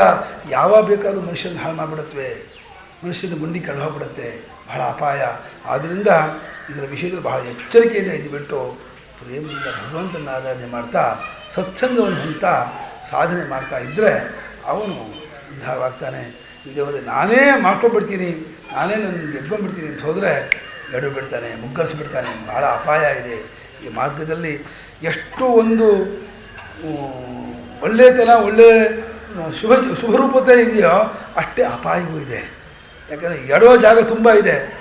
ಸರಿಯಾದ ಮಾರ್ಗ ಒಂದೇ, ಕವಲು ನೂರಾರಿದೆ. ಯಾವ ಒಂದು ಕವಲಿಗೆ ನಾವು ಹೋದ್ವಿ ಅಂತಂದ್ರೂ ಮುಗಿದೋದು ನಮ್ಮದು. ಆ ಚತುಷ್ಪಥ ಮಹಾರಸ್ತೆ ಇದೆಯಲ್ಲ, ಮಹಾಮಾರ್ಗ, ಆ ಮಹಾಮಾರ್ಗವಲ್ಲೇ ಹೋಗ್ತಿರ್ಬೇಕು. ಆ ಕಡೆ ಈ ಕಡೆ ಆ ಅಡ್ಡ ಕವಲುದಾರಿಯನ್ನು ಕುಡಿಗಣ್ಣನ್ನು ನೋಡೋಕ್ಕೆ ಹೋಗಬಾರ್ದು. ಅಂಕಿ ಕಟ್ಟಿದ ಕುದುರೆ ಹಾಗೇನೇ ತಾನು ನಡೆದ ಮಾರ್ಗದಲ್ಲಿ ಏಕರೂಪವಾಗಿ ಹೋಗ್ತಾ ಇದ್ದರೆ ಮಾತ್ರ ಅವನು ತುದಿ ಮುಟ್ತಾನೆ. ಯದ್ಗತ್ವಾದ ನಿವರ್ತಂತೆ ಯದ್ಧಾಮ ಅಲ್ಲ ಯದ್ವಿಷ್ಣೋ ಪರಮ ಬಂದಿದೆಯಲ್ಲ ಇದರಲ್ಲಿ. ಅಂದರೆ ಒಳ್ಳೆಯ ಇಂದ್ರಿಯ ಅನ್ನುವಂತಹ ಕುದುರೆಗಳನ್ನು ಇಟ್ಕೊಂಡು ಒಳ್ಳೆ ವಿವೇಕಿ ಅನ್ನುವಂತಹ ಬುದ್ಧಿ ಎಂಬ ಸಾರಥಿಯನ್ನು ಹೊಂದಿ ಒಳ್ಳೆಯ ನಿಗ್ರಹವುಳ್ಳಂತಹ ಮನಸ್ಸೆಂಬ ಕಡಿವಾಣವನ್ನು ಹೊಂದಿ ಬುದ್ಧಿಂತು ಸಾರಥಿಂ ವಿದ್ಧಿ ಮನಃ ಪ್ರಗ್ರಹಮೇವ ಚ ಇಂದ್ರಿಯಾಣಿ ಹಯಾನಾಹು ವಿಷಯಾವಸ್ಥೆಯಲ್ಲಿ ಗೋಚರ ಆತ್ಮೇಂದ್ರಿಯಮನೋಯುಕ್ತಂ ಭೋಕ್ತೇತ್ಯಾಹಂ. ಅಂದರೆ ಈ ಮನುಷ್ಯ ಒಂದು ಜೀವನ ಯಾತ್ರೆ ಮಾಡ್ತಾ ಇದ್ದಾನೆ. ಜೀವನ ಯಾತ್ರೆ ಮಾಡ್ತಾ ಇರುವಂತಹ ಈ ಮನುಷ್ಯನಿಗೆ ಶರೀರವೇ ರಥ, ಇದಕ್ಕೆ ಇಂದ್ರಿಯಗಳೇ ಕುದುರೆಗಳು, ಇದರ ಮನಸ್ಸೇ ಇದಕ್ಕೆ ಕಡಿವಾಣ ಲಗಾಮು, ಬುದ್ಧಿಯೇ ಸಾರಥಿ. ಆ ಬುದ್ಧಿ ಅನ್ನುವಂತಹ ಸಾರಥಿ ವಿವೇಕಿಯಾಗಿದ್ದರೆ ಆ ಒಂದು ಮನಸ್ಸೆಂಬ ಲಗಾಮನ್ನು ಸರಿಯಾದ ರೀತಿಯಲ್ಲಿ ಹಿಡಿದುಬಿಟ್ಟು ಪಳಗಿದ ಕುದುರೆಯಂತೆ ಇರುವಂತಹ ಇಂದ್ರಿಯಗಳನ್ನು ಹೊಂದಿದವನಾಗಿ ದುಷ್ಟವಾದ ಇಂದ್ರಿಯ ಬಿಟ್ಟರೆ ತಗೊಂಡೋಗಿ ಗುಂಡಿ ಕಡೆ ಹೋಗ್ಬಿಡುತ್ತೆ. ಆ ಯಜಮಾನನೇ ರಥಿಕ, ಇನ್ನು ಜೀವನೇ ರಥಿಕ, ಅವನೇ ಯಜಮಾನ. ಆ ಜೀವನೆಂಬ ರಥಸ್ವಾಮಿಯಾದ ರಥಿಕನನ್ನು ಕೂರಿಸ್ಕೊಂಡು ಬುದ್ಧಿ ಅನ್ನುವಂತಹ ಸಾರಥಿ ಮನಸ್ಸೆಂಬ ಕಡಿವಾಣವನ್ನು ಹಿಡ್ಕೊಂಡು ಇಂದ್ರಿಯವೆಂಬ ಕುದುರೆಗಳನ್ನು ಜೋಡಿಸ್ಕೊಂಡವನಾಗಿ ವಿಷಯಗಳೆಂಬ ರಸ್ತೆ ಮೇಲೆ ಹೋಗ್ತಾ ಇದ್ದಾನೆ. ಈತನಿಗೆ ಸರಿಯಾದ ವಿಚಾರ ಅನ್ನುವಂತಹ ಮಾರ್ಗವಾಗಿ ಪಳಗಿದಂತಹ ಇಂದ್ರಿಯಗಳೆಂಬ ಕುದುರೆ ಉಳ್ಳದ್ದಾಗಿ ಒಳ್ಳೆ ಹತೋಟಲಿರುವಂತಹ ಮನಸ್ಸೆಂಬ ಕಡಿವಾಣ ಉಳ್ಳದ್ದಾಗಿ ವಿವೇಕಿಯಾದಂತಹ ಬುದ್ಧಿ ಎಂಬ ಸಾರಥಿ ಇದ್ದು ಮಾತ್ರ ಆ ಒಂದು ಜೀವ ತಾನು ಮುಟ್ಟಬೇಕಾದ ಸರಿಯಾದ ಗುರಿಯನ್ನು ಮುಟ್ತಾನೆ. ಇಲ್ಲ ಅಂತಂದರೆ ದುಷ್ಟಾಶ್ವ ಇವ ಸಾರಥಿ, ದುಷ್ಟವಾದ ಕುದುರೆಯನ್ನು ಹೊಂದಿದೆ ಆ ಸಾರಥಿ ಯಾವ ರೀತಿ ತನ್ನ ಹತೋಟಿ ತಪ್ಪಿಸ್ಕೊಂಡು ಹಳ್ಳಕ್ಕೋ ಕೆರೆಗೋ ಬಿದ್ದು ಕಷ್ಟವನ್ನು ಅನುಭವಿಸುವಂತಾಗುತ್ತೋ ಅದೇ ರೀತಿ ಈತ ಹಾಳ ಹೋಗ್ತಾನೆ. ಹಾಗಾಗಿ ಫಸ್ಟ್ ಸರಿಯಾಗಿ ಅವನು ಸರಿಯಾಗಿ ನಡಬೇಕು ಅನ್ನೋದು ಮೊದಲು ಇಂದ್ರಿಯವನ್ನು ಜಗ್ಗಿಡಿಬೇಕು, ಮನಸ್ಸನ್ನು ಜಗ್ಗಿಡಿಬೇಕು, ಸನ್ಮಾರ್ಗವನ್ನು ಅವಲಂಬಿಸಬೇಕು. ಸನ್ಮಾರ್ಗವನ್ನು ಅವಲಂಬಿಸಿಬಿಟ್ಟ ಅಂದರೆ ಅವನಿಗಿನ್ನ ಹೆದರಿಕೆ ಇದೆ. ಅಂದರೆ ಮುಂದಕ್ಕೆ ಕಸ್ತರತಿ ಮಾಯಾಂ ಯಸ್ ಸಂಗಾಂಶ್ಚರತಿ ಯೋ ಮಹಾನುಭಾವಂ ಸೇವತೆ ಯೋ ನಿರ್ಮಮೋ ಭವತಿ. ಇನ್ನು ಮುಂದಕ್ಕೆ ಬಹುಶಃ ನನಗನ್ನಿಸೋದು ಯೋ ಮಹಾನುಭಾವಂ ಸೇವತೆ ಇದೆಯಲ್ಲ, ಅದು ಉದ್ದಕ್ಕೂ ಇರಲೇಬೇಕಾದಂತಹ ಗುಣ. ಮಹಾತ್ಮರ ಸಂಘ ಅನ್ನೋದಿದೆಯಲ್ಲ, ಅದು ಬಹಳ ಅಮೋಘವಾದಂತಹ ವರ. ಅದು ಒಂದಿದ್ಬಿಟ್ರೆ ಬಾಕಿ ಎಲ್ಲ ಅಧ್ಯಾತ್ಮ ಗುಣವನ್ನೆಲ್ಲ ಒಂದು ತಕಡಿಗೆ ಹಾಕ್ರಿ. ಅದ್ವೇಷ್ಟ, ಅದು ಅಮಾನಿತ್ವ, ಮದಂಭಿತ್ವ, ಮಹಿಂಸಾ, ಖ್ಯಾಂತಿರಾರ್ಜುನ, ಆಚಾರ್ಯೋಪಾಸನ ಒಂದು ಕೈ ಇಡಿ. ಆಚಾರ್ಯ ಅಂದರೆ ತತ್ವವನ್ನು ಕಂಡುಕೊಂಡಂತಹ ಮಹಾನುಭಾವ, ಮಹಾತ್ಮ, ತತ್ವಜ್ಞಾನಿ. ಆಚಿನೋತ್ಯಪಿ ಶಾಸ್ತ್ರಾಣಿ ಆಚಾರ್ಯ ಸ್ಥಾಪಯತ್ಯಪಿ ಸ್ವಯಂ ಆಚರತೆ ಯಸ್ಮಾತ್ ತೇನ ಆಚಾರ್ಯ ಸಂಸ್ಮೃತಃ ಅಂತ. ಆಚಾರ್ಯ ಅಂತ ಯಾರಿಗೆ ಹೆಸರು ಅಂತಂದರೆ ತತ್ವವನ್ನು ಕಂಡುಕೊಂಡು ಆ ತತ್ವದ ಅನುಭವದ ಆಧಾರದ ಮೇಲೆ ತನ್ನ ಜೀವನ ನಡೆಸ್ತಾ ಇರುವಂತಹ ಮಹಾನುಭಾವನಿಗೆ ಆಚಾರ್ಯ ಅಂತ.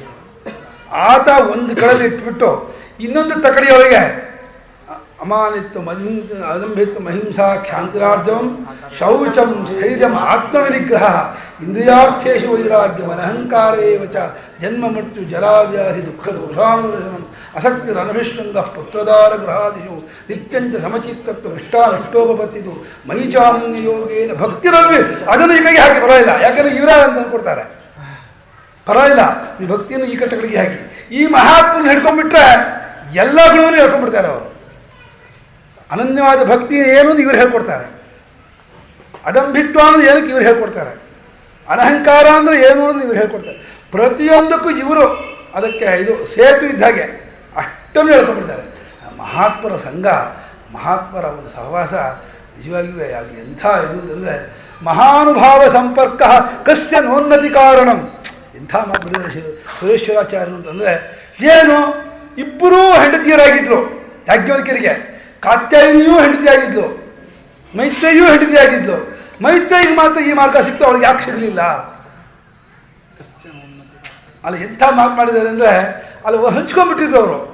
ಏನು ಅಂದರೆ ನೋಡಮ್ಮ, ಅವರು ಇವಳೇ ಹೇಳಿದ್ರು ಮೈತ್ರೇಯಿ, ನೋಡಮ್ಮ ಕಾತ್ಯಾಯಿನಿ ಎರಡು ವಿಭಾಗ ಇದೆ ಇದರಲ್ಲಿ, ಈ ಸಂಸಾರದಲ್ಲಿ. ಏನು, ನಮ್ಮ ಯಜಮಾನರು ಲೋಕೋತ್ತರವಾದಂಥ ವಿದ್ವಾಂಸರು, ಬಹಳ ಮಹಾನುಭಾವರು, ಮಹಾತ್ಮರು, ಅವರಿಗೆ ಎಲ್ಲ ಕಡೆಯಲ್ಲೂ ಪುರಸ್ಕಾರ ಇದೆ. ಹಾಗಾಗಿ ಬೇಕಾದಷ್ಟು ಬೆಳ್ಳಿ, ಬಂಗಾರ, ಪಶು ಸಮೃದ್ಧಿ, ಜಮೀನು ಎಲ್ಲವೂ ಇದೆ. ಇದೆಲ್ಲ ಒಂದು ಕಡೆ. ಇನ್ನೊಂದು ಅವರ ಒಂದು ಸಾನ್ನಿಧ್ಯ, ಇದೊಂದು ಒಂದು ಕಡೆ. ಇವಾಗ ಈ ಎರಡು ನೀನು ಯಾವ್ದನ್ನ ಆರಿಸ್ಕೊಳ್ತೀವಿ, ಉಳಿದು ನಾನು ಆರಿಸ್ಕೊಳ್ತೀನಿ ಅಂತಂದು. ನನಗೆ ಒಂದೇ ಬಿಟ್ಕೊಡು, ನನಗೇನು ನೇರವಾಗಿ ಅವರಿಗೆ ಸೇವೆ ಮಾಡೋದನ್ನು ನಾನು ಮಾಡ್ತೀನಿ. ಅಡುಗೆ ನೀನೇ ಮಾಡು, ಎಲ್ಲ ಸಂಪತ್ತು ನಿಂದೆ, ಈ ಬಂಗಾರ ನಿಂದೆ, ಈ ಬೆಳ್ಳಿಯೂ ನಿಂದೆ, ಇಲ್ಲಿ ಸಂಪತ್ತು ಎಲ್ಲ ಆಸ್ತಿಪಾಸ್ತಿಯೂ ನಿಂದೆ, ಎಲ್ಲವೂ ನಿಂದೆ. ನನಗೇನು ಒಂದೇ ಒಂದು ಬಿಟ್ಕೊಡು. ಏನು, ನೇರವಾಗಿ ಅವ್ರ ಬಟ್ಟೆ ಒಗೆಯೋದು, ಅವ್ರ ಕೈಕಾಲು ಒತ್ತೋದು, ಅವರಿಗೆ ಬಡಿಸೋದು, ಅಡುಗೆ ನೀವೇ ಮಾಡೋದು, ನಾನು ಒಂದು ಅವ್ನು ಬಡಿಸ್ತೀನಿ, ಆಮೇಲೆ ನಾವಿಬ್ಬರು ಬಡಿಸ್ಕೊಂಡು ಊಟ ಮಾಡೋಣ. ಎಲ್ಲ ಯಾರು ಮನೆಗೆ ಬಂದರೂ ಯಾರಿಗೆ ಎಷ್ಟು ಇದು ಕೊಡಬೇಕು, ಉಡುಗೊರೆ ಕೊಡಬೇಕು, ಒಂದು ಮದುವೆ ಮುಂಜಿಯಲ್ಲಿ ಹೋದಾಗ ಎಲ್ಲ ನೀನೇ ತೀರ್ಮಾನ ಮಾಡು. ಅಲ್ಲ ನಿನಗೆ, ನಾನು ಯಾವುದಕ್ಕೂ ತಲೆ ಹಾಕಿ ಬರೋಲ್ಲ. ನಮ್ಮ ನೆಂಟರ ಕಡೆಯಲ್ಲಿ ಯಾರು ಏನು ಕೊಡಬೇಕು ಅನ್ನೋದನ್ನು ನೀನೇ ತೀರ್ಮಾನ ಮಾಡು. ನಾನು ಏನಕ್ಕೂ ಏನು ಬರೋಲ್ಲ ಆ ತಲೆಗಡೆ. ಅದು ನನಗೆ ಒಂದೇ ಒಂದು ಬಿಟ್ಕೊಡು. ಏನೋ ಇದಷ್ಟನ್ನೇ ಕೇಳ್ಕೊಳ್ಳೋದು, ಇವರ ಜೊತೆಯಲ್ಲಿ ಇರೋ ಹಾಗೆ ನನಗೆ ಅವಕಾಶ ಕೊಡು, ಸಾಕಿದ್ದು ಆಗಬಹುದು ಅಂದ್ರೆ ಅವಳು. ಅಯ್ಯೋ ಇಷ್ಟೆಲ್ಲ ಕೊಡ್ತಾ ಇದ್ದಾಳಲ್ಲ ಅವಳು ಅಂತ. ಎಷ್ಟು ಕೊಡ್ತಾ ಇದ್ದಾಳೆ? ಹಾಂ, ಅದು ಎಂಥ ಬುದ್ಧಿವಂತ ಇರ್ಬೇಡ ಮೈತ್ರೇಯಿ. ಏನು ಕೇಳಿದಂತೆ ಅವಳಂದು, ಅಲ್ಲ ಇಷ್ಟೆಲ್ಲ ನೀವು ಬಿಟ್ಟು ಹೋಗ್ತಾ ಇದ್ದೀರಲ್ಲ, ಇದರಿಂದ ಅಮೃತತ್ವ ಪ್ರಾಪ್ತಿ ಆಗಲ್ಲ ಹಾಗಾದರೆ? ಹಾಂ, ಏನಾಹಂ ನಾಮೃತಾಸ್ಯಾಂ ಕಿಮಹಂ ತೇನ ಕುರ್ಯಾಂ. ನೀವು ಇಷ್ಟೆಲ್ಲ ಬಿಟ್ಟು ಹೋಗ್ತಿಲ್ಲ ಇದ್ರೆ ಇದೆಲ್ಲ ಅಮೃತತ್ವ ಪ್ರಾಪ್ತಿ ಆಗಲ್ಲ, ನನಗೆ ಯಾತಕ್ಕೆ ಬೇಕು ಅದು? ಯದೇವ ಮೇ ಭಗವಾನ್ ವೇದ ತದೇವ ಮೇ ಬ್ರೂಹಿ ಎಂದು. ತಾವು ಯಾವುದನ್ನು ತಿಳ್ಕೊಂಡಿದ್ರೋ, ಯಾವ ಪುರುಷಾರ್ಥ ಅದನ್ನೇ ಹೇಳ್ಕೊಡಿ ಅಂತಂದು ಅದು ಬರೀತಾರೆ. ಯಾಕೆ ಇವರಿಗೆ ಕಾತ್ಯಾಯಿನಿಗೆ ಯಾಕೆ ಅಂಥ ಅವಳು ಗಂಡ ಬಿಟ್ಟು ಹೋಗ್ತಾ ಇದ್ರು, ಸನ್ಯಾಸ ಮಾಡ್ಕೊಂಡು ಹೊರಟು ಹೋಗ್ತಾ ಇದ್ರು ಕೂಡ ಏನು ಅಷ್ಟೊಂದು ಹಂಚ್ಕೊಳ್ಳೇ ಇಲ್ಲ. ಹೋಗೋದು ಹೋಗಲಿ, ಅವ್ರು ಇಷ್ಟ ಏನು ಮಾಡೋಕ್ಕಾಗತ್ತೆ ಅಂತ ಅಂದ್ಕೊಂಡ್ಬಿಟ್ಲು. ಅದು ಇವಳು ಮಾತ್ರ ಅಲ್ಲೂ ಬಿಡಲಿಲ್ಲ, ಅಲ್ಲೂ ಜೊತೆ ಬರ್ತೀನಿ ಎಂದು. ಹೇಗೆ ಬಂತು ಅಂದರೆ ಆ ಮಹಾನುಭಾವ ಸಂಪರ್ಕ ಕಸ್ಯ ಉನ್ನತಿ ಕಾರಣಂ. ಆ ಮಹಾತ್ಮರ ಸಹವಾಸ ಯಾರ ಉದ್ಧಾರಕ್ಕೆ ತಾನೇ ಕಾರಣವಾಗೋದಿಲ್ಲ. ಅವಳು ಅಷ್ಟು ದಿವಸ ಅವ್ರ ಜೊತೆ ಇದ್ದು ಪ್ರತಿಯೊಂದು ಸೇವೆ ಮಾಡಿಕೊಂಡು ಅವ್ರು ಹೇಳ್ತಾ ಭಾಷೆ ಇವರ ಯಾಜ್ಞವಲ್ಕ್ಯರ ಬಾಯಲ್ಲೇ ಬರುತ್ತೆ. ಇದು ಪ್ರಿಯಂಬತಾರೇನ ಸತಿ ಪ್ರಿಯಂ ಭಾಷಸೆ ಯೇ ಹಿ ಆಸ್ವ ವ್ಯಾಖ್ಯಾಸ್ಯಾಮಿತೆ ವ್ಯಾಖ್ಯಾನಸ್ಯತಿ ಮೇ ನಿಧಿಧ್ಯಾಸಸ್ವ. ಇದುವರೆಗೆ ಒಂದು ಅಪ್ರಿಯವಾದ ಮಾತನಾಡಿದಂತೆ ಅವಳು. ಮದುವೆ ಆದ ದಿವಸದಿಂದ ಇವತ್ತಿನವರೆಗೆ ಯಾಜ್ಞವಲ್ಕ್ಯರಿಗೆ ಒಂದು ಅಪ್ರಿಯವಾದ ಮಾತನ್ನು ಆಡಿಲ್ಲ. ಈಗಲೂ ಪ್ರಿಯವಾದ ಮಾತನ್ನೇ ಆಡ್ತಾ ಇದೆಯಾ. ಈಗ ಮೋಕ್ಷ ಮಾರ್ಗದಲ್ಲೂ ಕೂಡ ನಾನು ಬಿಡ್ತಾ ಇಲ್ಲ. ಸಾಮಾನ್ಯವಾಗಿ ಪ್ರಪಂಚದಲ್ಲಿ ಮೋಕ್ಷ ಮಾರ್ಗದಲ್ಲಿ ಹೋಗುವಂಥವನ್ನ ಹೋಗಿ ಬಿಡ ಮಾರಯ್ಯ, ಅವನು ಕಟ್ಕೊಂಡ್ರೆ ನಮ್ಗೆ ಎಂಥ ಉದ್ಧಾರ ಆಗ್ತೀವ, ಅವನು ಏನೋ ಹೋದ ಕೋತಿ ತಾನು ಕೆಟ್ಟಿದ್ದಲ್ಲ ವನವಲ್ಲ ಕೆಡಿಸ್ತಾನೆ ಹಾಗೆ ಬೇರೆ.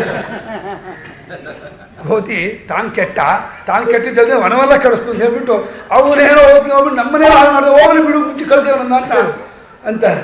ಅದು ಇವಳು ಮಾತ್ರ ಬಿಡಲಿಲ್ಲ. ಇವಳಿಗೆ ಗೊತ್ತು, ಇವಳಿಗೆ ಒಳ್ಳೆ ಭವಿತವ್ಯತಾ ಭಾಳ ಚೆನ್ನಾಗಿತ್ತು, ನಿತ್ರಿಗೆ ಅದೃಷ್ಟ ಭಾಳ ಚೆನ್ನಾಗಿತ್ತು. ಅವಳು ಅಲ್ಲೂ ಬಂದು ವಿಚಾರ ಮಾಡಿ ತಿಳ್ಕೊಂಡು ಮಹಾನುಭಾವ ಸಂಪರ್ಕ ಇದೆಯಲ್ಲ ಭಾಳ.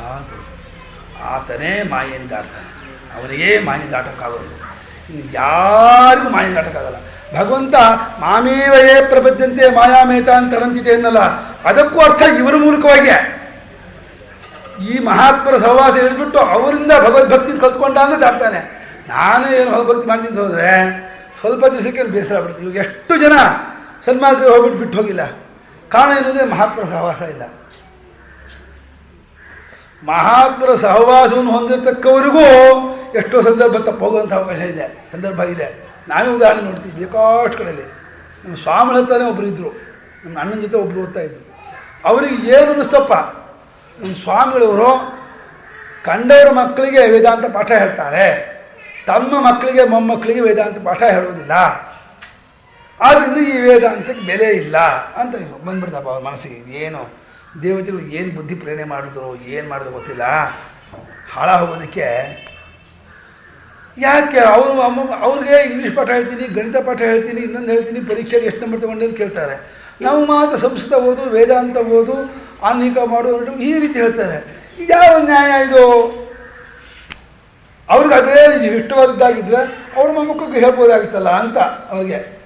ಮೊಮ್ಮಕ್ಕಳಿಗೆ ಇಷ್ಟವಾಗಬೇಕಲ್ಲ. ಅಲ್ಲ ಏನೇ ಅಲ್ಲಪ್ಪ, ನಿನಗೆ ಈ ಮಾರ್ಗ ಸರಿಯಾದ ಗೊತ್ತಾಗಲಿಲ್ಲ ಅನ್ನೋದಿದ್ದರೆ ಇದೇ ನಿನಗೆ ದೌರ್ಭಾಗ್ಯ. ಅವ್ರು ಏನು ಮಾಡ್ತಾರೆ ಯಾತಕ್ಕೆ ಆ ವಿಚಾರ ನಿಮಗೆ? ಅಂದರೆ ಸ್ವಾಮಿಗಳ ಮನಸ್ಸಲ್ಲಿ ಏನಿದೆ ನಿಂಗೆ ಅರ್ಥ ಆಯ್ತಾ? ಅವ್ರಿಗೆ ಅದು ಇಷ್ಟವಾಗಿತ್ತಾ? ಅದು ಅರ್ಥ ಮಾಡ್ಕೊಳ್ಳಿಲ್ಲ. ಅವನು 5 ವರ್ಷ ಅಧ್ಯಯನ ಮಾಡಿ ಬಿಟ್ಟೋಗ್ಬಿಟ್ಟು ಯಾವುದೋ ಲೋಕಕ್ಕೆ ಹೋಗ್ಬಿಟ್ಟು ಏನೋ ಆಗಲ್ಲ. ಆ ವಿಷಯ ಬೇರೆ. ಒಟ್ಟ ಮೇಲೆ ಅದು ಕೂಡ ಅಲ್ಲೇ ಕಚ್ಕೊಂಡಿದ್ದು, ಅವರನ್ನೇ ಆಶ್ರಯಿಸ್ಕೊಂಡಿದ್ದು, ಆ ಉದ್ಧಾರ ಆಗೋರಿಗೂ ಅವ್ರ ಜೊತೆ ಇರೋದಿದೆಯಲ್ಲ, ಅದು ಒಂದು ಬಹಳ ಪುಣ್ಯದ ಫಲವೇ. ಅವರ ಜೊತೆಲಿದ್ದು ಮಾತ್ರ ಮಾಯೆ ದಾಡ್ತಾನೆ ಅಂತ ಈ ರೀತಿಯಾಗಿ ಹೇಳಿದೆ. ಈ ಸಮಯವಾಯಿತು, ಆಮೇಲೆ ಹೇಳ್ತೀನಿ. ಮಧ್ಯಾಹ್ನ ಮತ್ತು ಈ ಸೂತ್ರವನ್ನು ತೆಗೆದುಕೊಂಡು 46ನೇ ಸೂತ್ರವನ್ನು ಮತ್ತೊಮ್ಮೆ ಓದ್ಕೊಂಡು ವಿವರಣೆ ಮಾಡೋಣ. ತುಂಬ ಚೆನ್ನಾಗಿದೆ. ಮಾಯೇಂದ್ರ ಏನು, ದಾಟೋದು ಅಂದರೆ ಹೇಗೆ, ಯಾರು ದಾಟ್ತಾನೆ, ಸತ್ಪುರುಷ ಯಾವ ರೀತಿ ದಾಟಿಸ್ತಾರೆ, ಅದೆಲ್ಲ ವಿಚಾರವನ್ನು ಮಧ್ಯಾಹ್ನ ಪ್ರಶ್ನೆ ಹಾಕ್ಕೊಂಡು ಚರ್ಚೆ ಮಾಡೋಣ. ತುಂಬ ಮಾಯಾ ವಿಷಯದಲ್ಲಿ ತುಂಬ ವಿಚಾರ ತಿಳ್ಕೊಳ್ಳೋದಿದೆ.